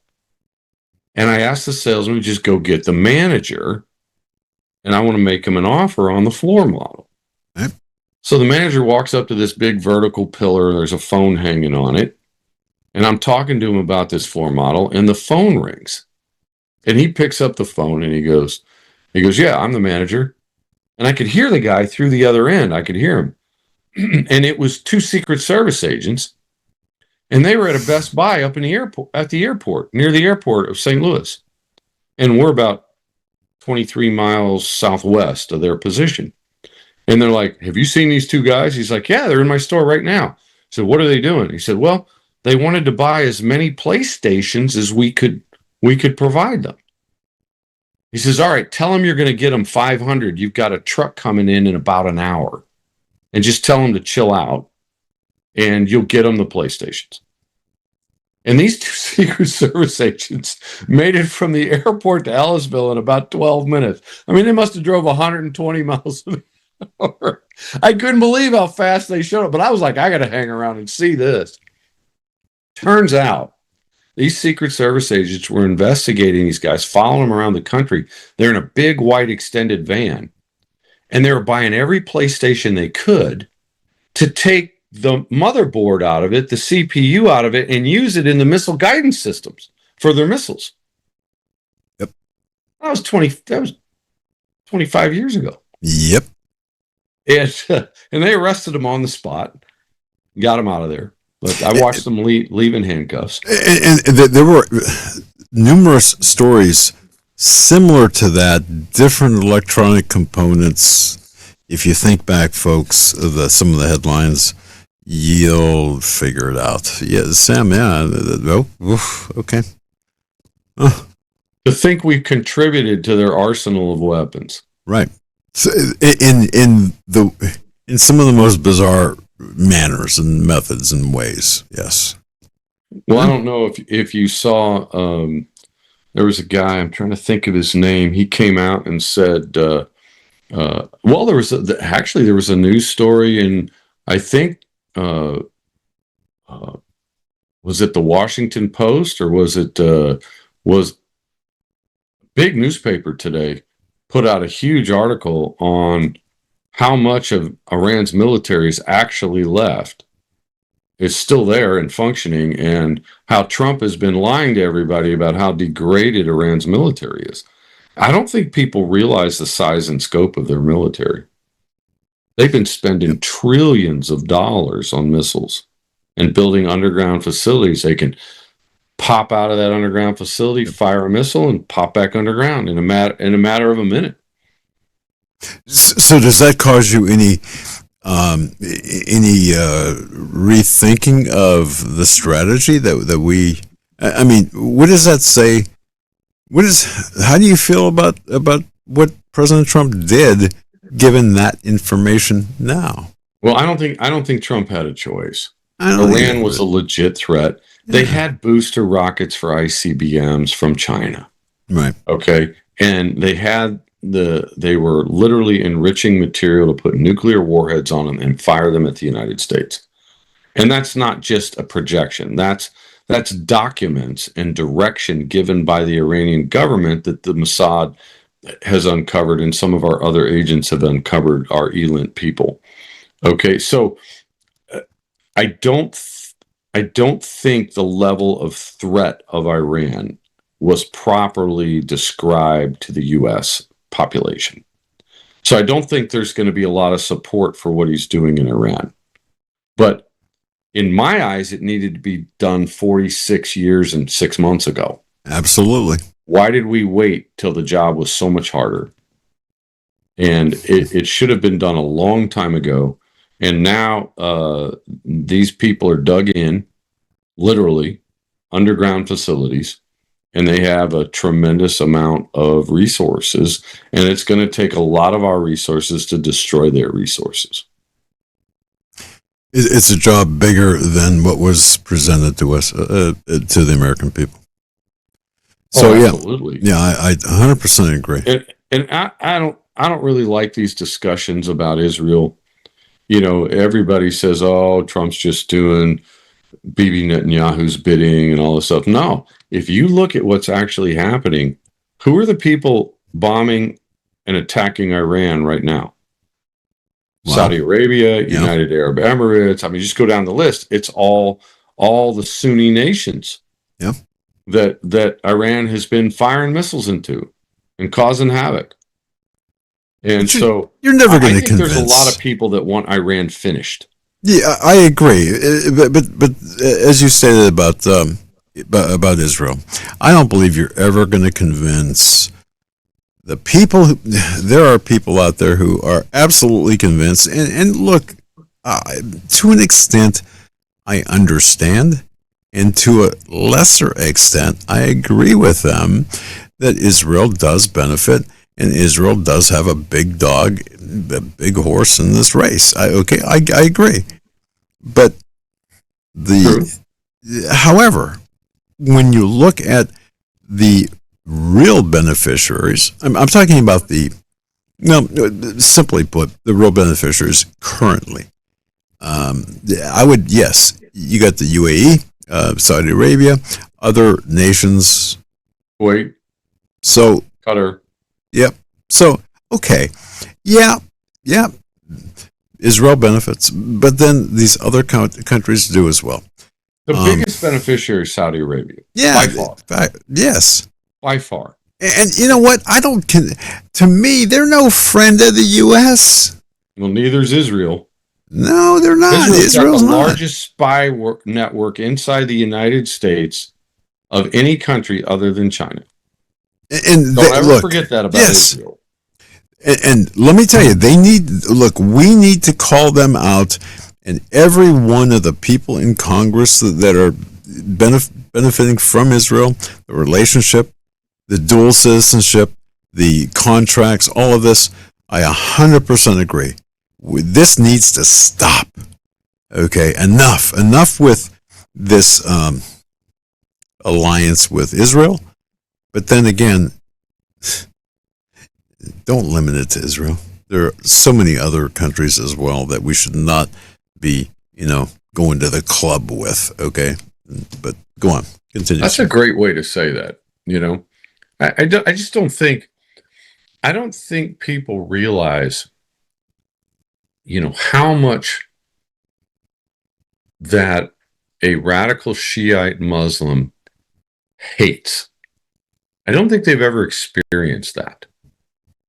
And when you understand radical ideology, it takes human life and places zero value on it. Not just for your enemies, but the radical Shiites, they value their own human lives at practically zero. And I don't think people understand how dangerous that is. Because a man that has nothing to lose is as dangerous as a man could get. Amen. And if you have this radical belief system that you're supposed to be at war, you're supposed to bring about World War III, you're supposed to kill the great Satan, the U.S., and the little Satan, Israel, and you're supposed to destroy the Sunni Muslim nation that opposes your philosophy, right? You literally pit yourself against the whole world, and I just kind of wish Trump would finish the job and get out of there. How does he do that rapidly? I mean, with dispatch, how? I don't think he has the tools. I don't think so either. He has the intel to do it, because to make Iran not a threat, you're going to have to deal with their missile launching resources. And now we've hit 15,000 targets, but there's probably another 6,000 that need to be taken out. And so there's more work to do. And I think he paused because of the timing of his authority, and he's segmenting it into 2 actions. He may even segment it into 3 actions, because a president can only sort of wage war on his own authority for a limited number of days. Right. So he called a ceasefire, an end to that operation, right? And he did it right before he exceeded the time limit. I saw that, yeah. And then what I think he's going to do is try to create this period of peace. Because even when Iran is shooting at American ships and attacking international ships and attacking other countries and attacking American resources, Trump's saying, oh, well, that's just petty stuff that doesn't really violate the ceasefire. Well, if firing missiles and drones that blow your stuff up isn't a violation of a ceasefire, what exactly do you mean by ceasefire? But I think it would be politically incorrect and logistically incorrect to continue to claim, well, yeah, the ceasefire was broken. He's going to benefit from saying, no, the ceasefire's still holding. We're good. Because then he's got his plausible deniability. He's got some time between his first operation, which was limited to 90 days, and his second operation, which will also probably be limited to 90 days, because Congress isn't going to give him approval to do what he's doing. Not publicly. Well, that's a good point. Not publicly, and not with, yes, not, I'll just leave it there. Not publicly, but boy, you know, yes, it's, yeah, okay. I got nothing except bumbling words. Go on. Well, we get to pay $5 again. Oh, by the way, I was sent a picture from Washington and another one from California. Fuel is $7.40 a gallon there. I haven't seen it over $5.50 here, but it's $7.40 on some of these West Coast states. Oh, and my oil guy told me there were 4 refineries in California that are now leaving. So, how does that? How do you pick up a refinery and leave?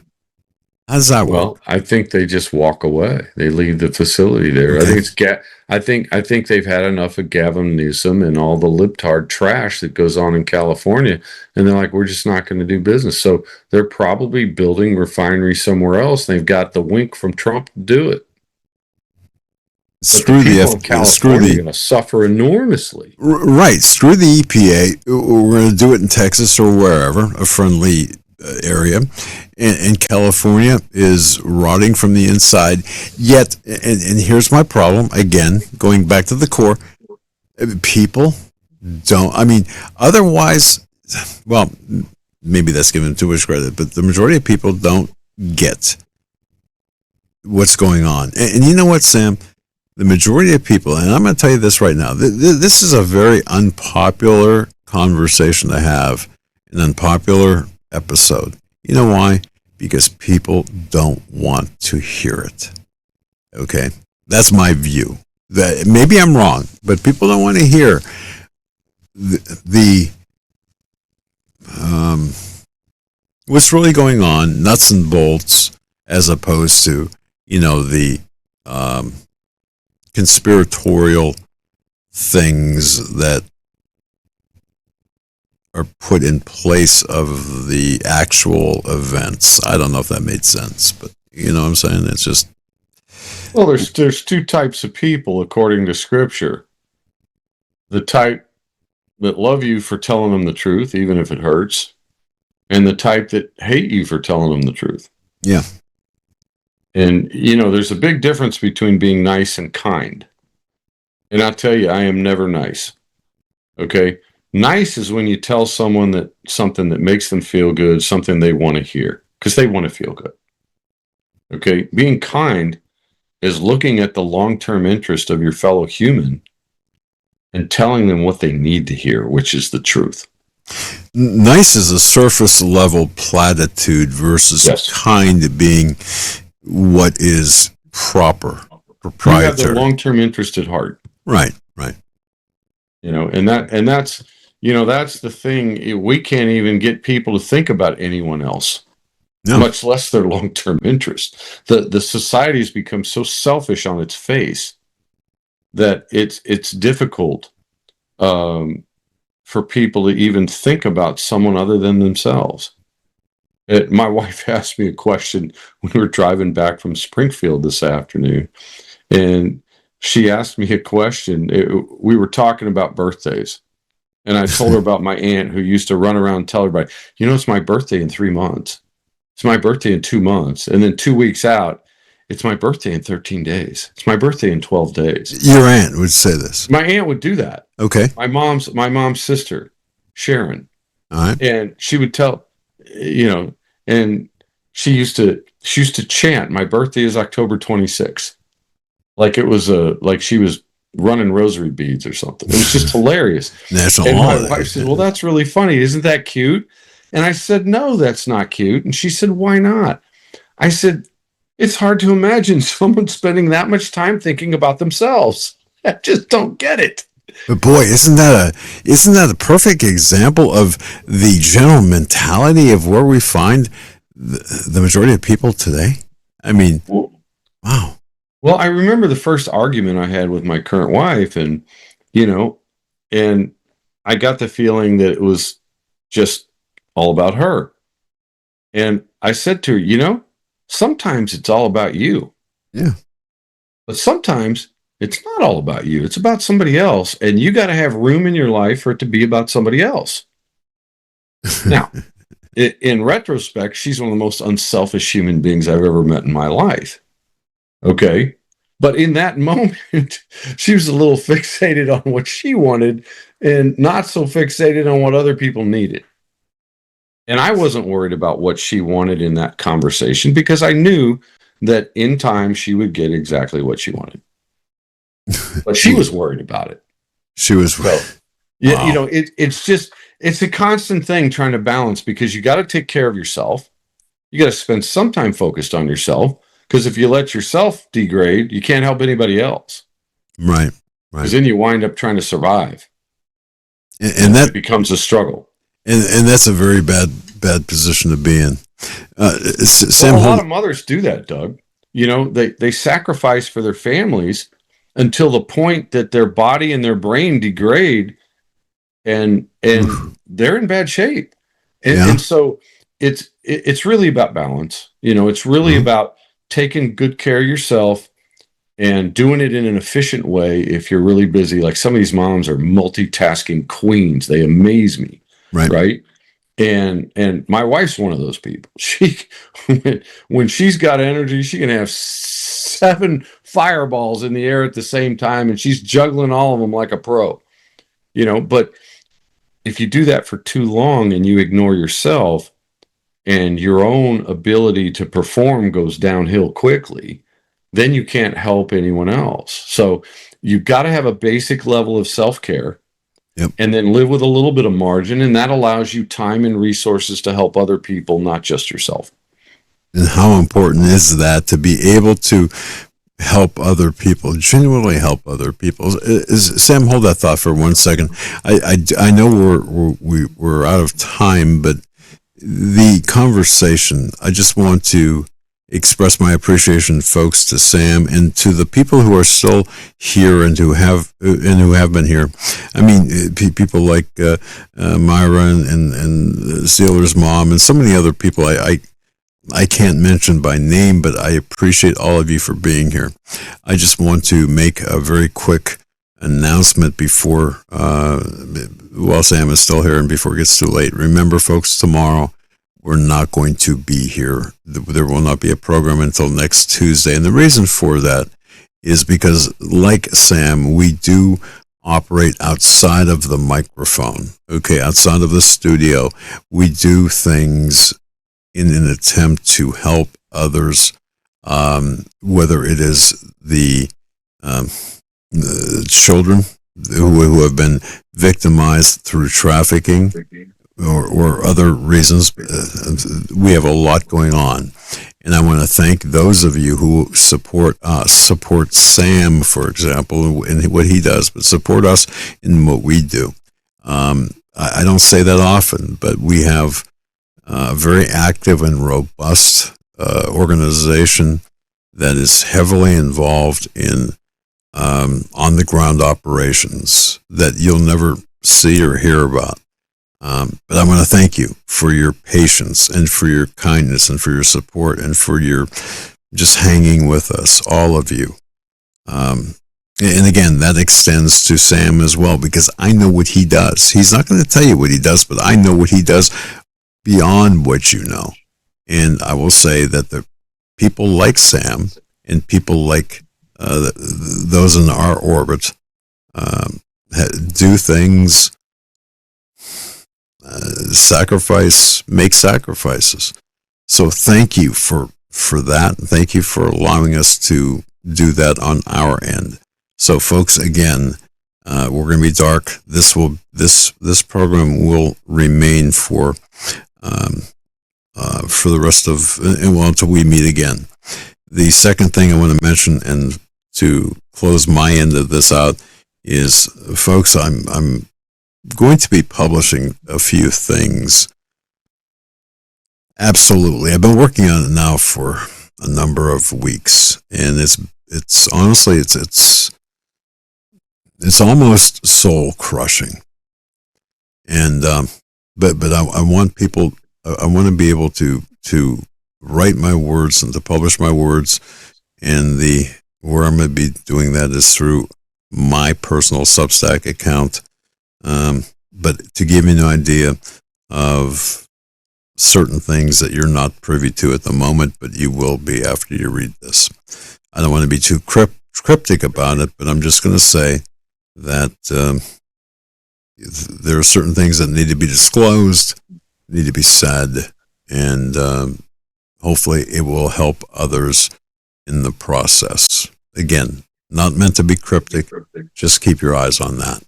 So having said all of that, and I did, hang on, Sam, I did speak with Steve Will for, I don't know, it was a couple hours today. We had a great conversation. And you know what? Things are changing right now. Things with respect to the environment where Sam and I can talk, where Steve and I can talk, where we can all talk without the censorship, without the, it's different when you sit here behind the microphone and you are not attempting to audition. You are not attempting to, be the cock of the walk. You're not attempting to be somebody you're not, a social influencer. You're not attempting to enrich yourself through clicks and through monetization when you just speak from the heart. That's where we're at. And you know what? I have to say this. Our time is coming to an end.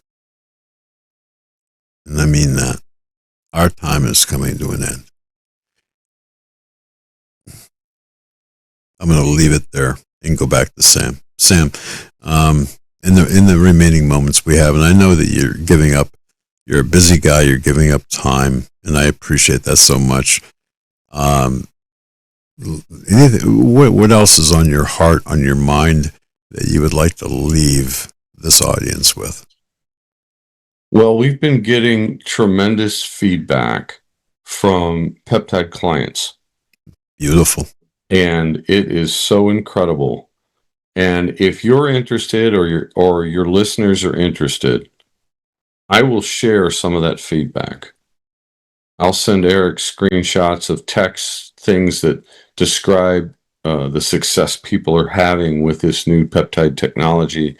I'll send you a video of this guy's dog who hadn't gotten up in days. He was carrying it out so he could pee for 2 weeks, and he was about to put it down. And then he decided to shoot his dog with peptides, and now she's up running around again. It's pretty amazing. I'm just so excited about people's success with this stuff. If I can just add this, lady, today, she has not done this in a year. We have a pretty high bed. I don't know how, but it's off the ground pretty high. For the first time in well over a year, she actually put her paws on top of the mattress and looked at me and said, "Hey, give me a boost like you used to." And that is a direct result of exactly what you have, everything you said with respect to peptides, the types, the dose, the timing, all of that, along with the supplements, has far surpassed anything any doctor of veterinary medicine has done for my dog. And for that, I mean, I can't thank you enough. Well, I appreciate that, Doug, a lot. I love my dogs more than anything. And when I have a dog die, it just cuts me deep. It hurts. And, I used to hunt with my dogs. I had setters and Brittany Spaniels and Springer Spaniels, little pheasant dogs. And, those were the most incredible beings. So loyal, so incredibly athletic. It was just so much fun to hunt with them. It was great memories. And I just wish they were still here, honestly. But there is so much out there that people can take advantage of. Let's just take 30 seconds and let's talk about lactoferrin. Oh, yes. Because I did a little research on that this week. Couple of studies come out.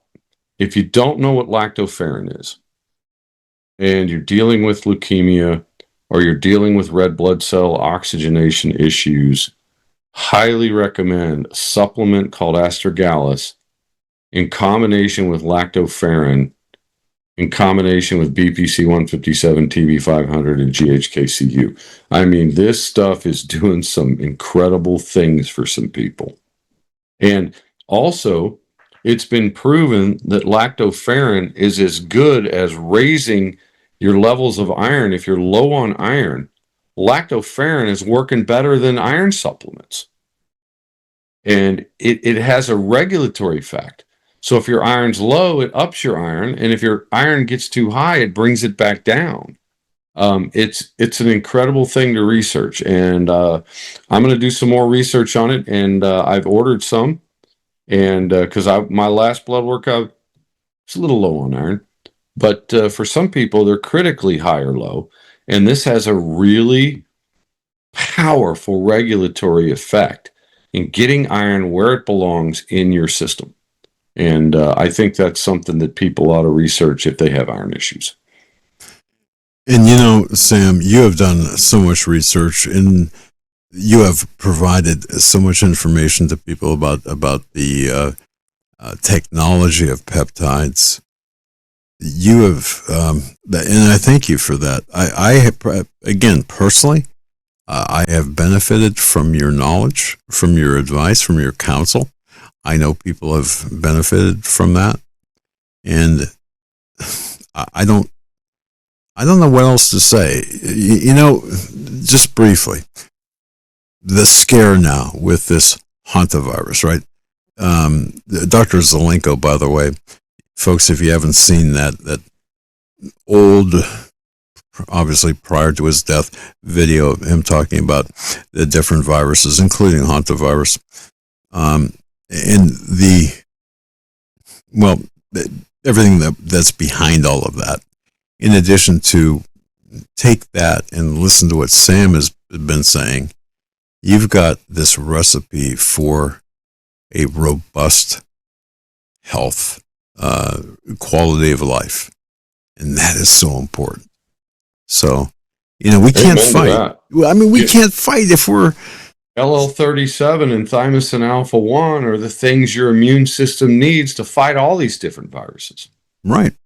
And for people, I don't have my wife's price sheet in front of me, but you can buy a couple bottles of LL37, $20 each, and some thymosin alpha 1 for $40 or $50 each, whatever the price. My wife's selling it for half what the internet sells the stuff for. And you have those tools ready. If you get sick, if these viruses start to proliferate, you have this stuff ready to go. And if you're not taking KPV and BPC 157, and copper on a regular basis, you got to be crazy. This stuff is a game changer from a health standpoint. And anybody over 50 ought to be making sure their brain doesn't develop B amyloid plaques and protein damage and tau tangles in their brain. And we have the technology to prevent it. And here's the thing that makes me so angry. The Biden administration, FDA, in 2023 banned 21 peptides and never gave an explanation. Really? And it was all the ones that make Americans stronger and healthier. It's like they singled out the most powerful tools to protect Americans and then banned them so we couldn't get them, and the compounding pharmacies couldn't make them. People ought to go to jail over this. There was never a reason given. They did it with a stroke of a bureaucratic pen. Wow. Without reason, without stated reason? Without testing, without proof. So normally, if you're going to say, we have to ban this because we have evidence of ill effects and problems caused by this compound. Mm-hmm. That's what the FDA is for. They're not there to ban things that help you. Where's the evidence? Where were the studies that said that BPC 157 hurt anybody? Right. Europe has a study of 75,000 people on BPC 157, TB 500, and copper. Not a single side effect. Right. Where's the evidence, FDA? I want names of who did that, who was involved in that. They need to be in jail. They have hurt so many people. And again, to my struggle, we have seen this. We can expose it. We can identify these people. But Sam, there has been, even among those people we consider our friends or friendly to our needs and wants and desires, we're not seeing any action. And to me, that's sinful. The first thing that's going to happen is July 23rd and 24th, this committee in the FDA is going to review 7 of the peptides to try and take them off the ban list, so that compounding pharmacies can make them again. Do you know before 2023, a doctor could go to a compounding pharmacy in his state and say, make me this in this dosage for my patient. Wow. Doctors could actually use and prescribe peptides to help people. And Biden's FDA trashed it all. But hey, if you want to go get your cannabis or whatever it might be at your local corner cannabis store, go for it, right? As if we don't have resin issues with certain cannabinoids smoked in a certain way and no lung problems. Yeah, like we have no evidence of harm there. We have evidence of a bunch of harm. But prohibition doesn't work. We need medical freedom in this country. We don't need the federal government involved. And that is exactly right. I just want to share one thing with you. You had given me a lot of great advice based on research about injectable peptides. A year ago, I was having a lot of problems. It was almost like if you saw pictures of Nancy Guthrie where her skin was impacted by blood thinners, and I was not on blood thinners. I had other problems. So I would, if I cut myself or got hit or something, I'd have a problem, and that problem would last not just a day, not two, not a week, but probably 2 weeks. In other words, you'd be able to see what would you do? You have a problem, like you hit your arm, and holy cow, what was that? Yesterday? No, that was 2 weeks ago. I just want to show you this, and then I'm going to shut up. Yesterday morning, I had essentially a 2x4 that I was moving some things. This 2x4 came down and whack, hit my arm, right? Now, a year ago, I'd be bandaged up, and it left a mark, and it was hard, and ouch. But here's the difference between Sam counseling me and me taking peptides, injecting peptides. Here's what happened. I was struck in my left arm, and it made a mark. Here's what's left of it. Okay, I don't know if you can see it by the camera, but if you can see, I don't even know if this would work. But if you take a look at this, that is the remnants of a very bad, I don't know. Impact. Impact. Almost like, I'm going to tell you, it hurt like a mama, but the difference is this. This would look like this a year ago. It wouldn't be an immediate fix. This is almost immediate. I don't know if I made sense, but the fact of the matter is, it was the copper, the BPC, the healing, the tissue repair that made all the difference.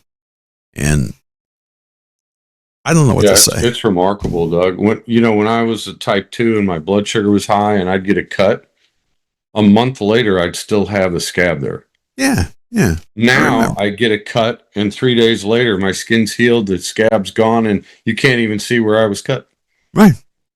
It's unbelievable. And for everyone listening and everyone viewing this, Sam, I know you and your wife in particular, you have done so much. You've purchased, you have an inventory of peptides.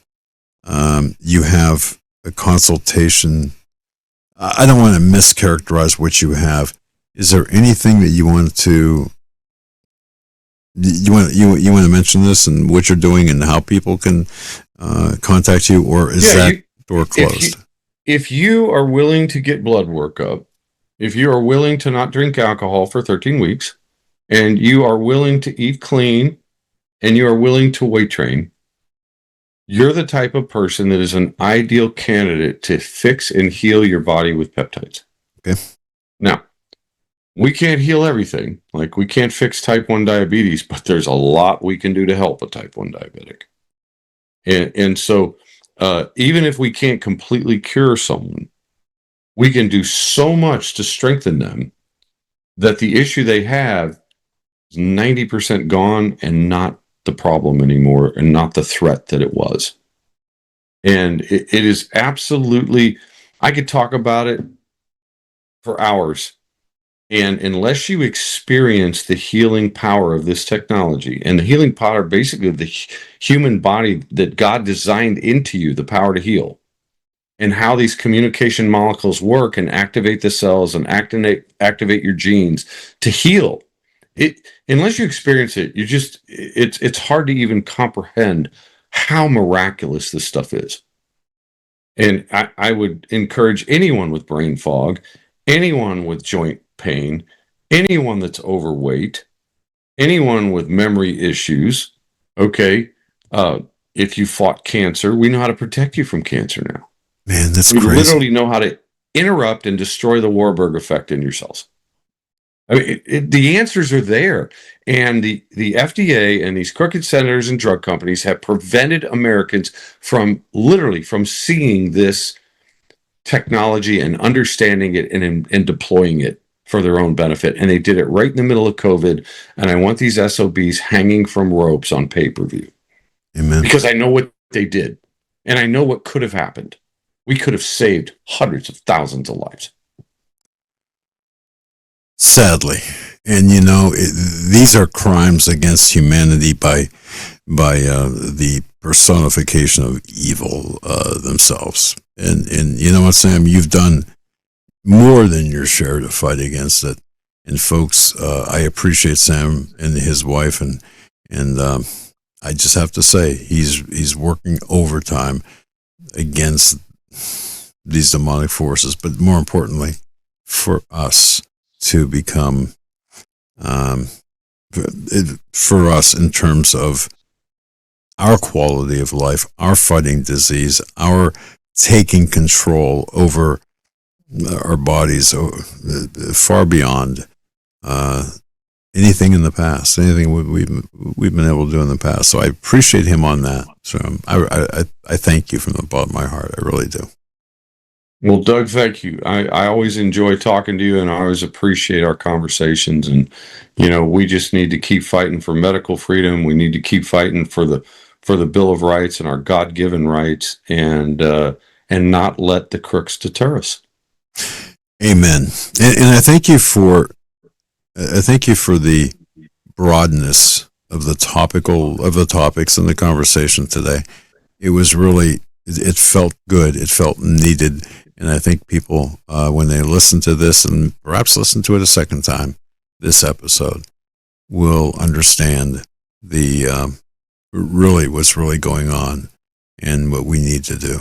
So, Sam, thank you from the bottom of my heart. Freedom Center USA is his entity, freedomtrain.net. Make sure you support Sam any way you can. And, hey, Sam, please come back. Please come back. Absolutely. Whenever you'll have me, Doug. All right, my friend. I always appreciate you, man. Let freedom ring. All right. And you know what? Be safe. And folks, again, we're going to be out on some on a very, very specific op. And keep us in your prayers, and we'll see you on Tuesday. Sam, you be safe as well. May God bless you. Folks, God bless you as well.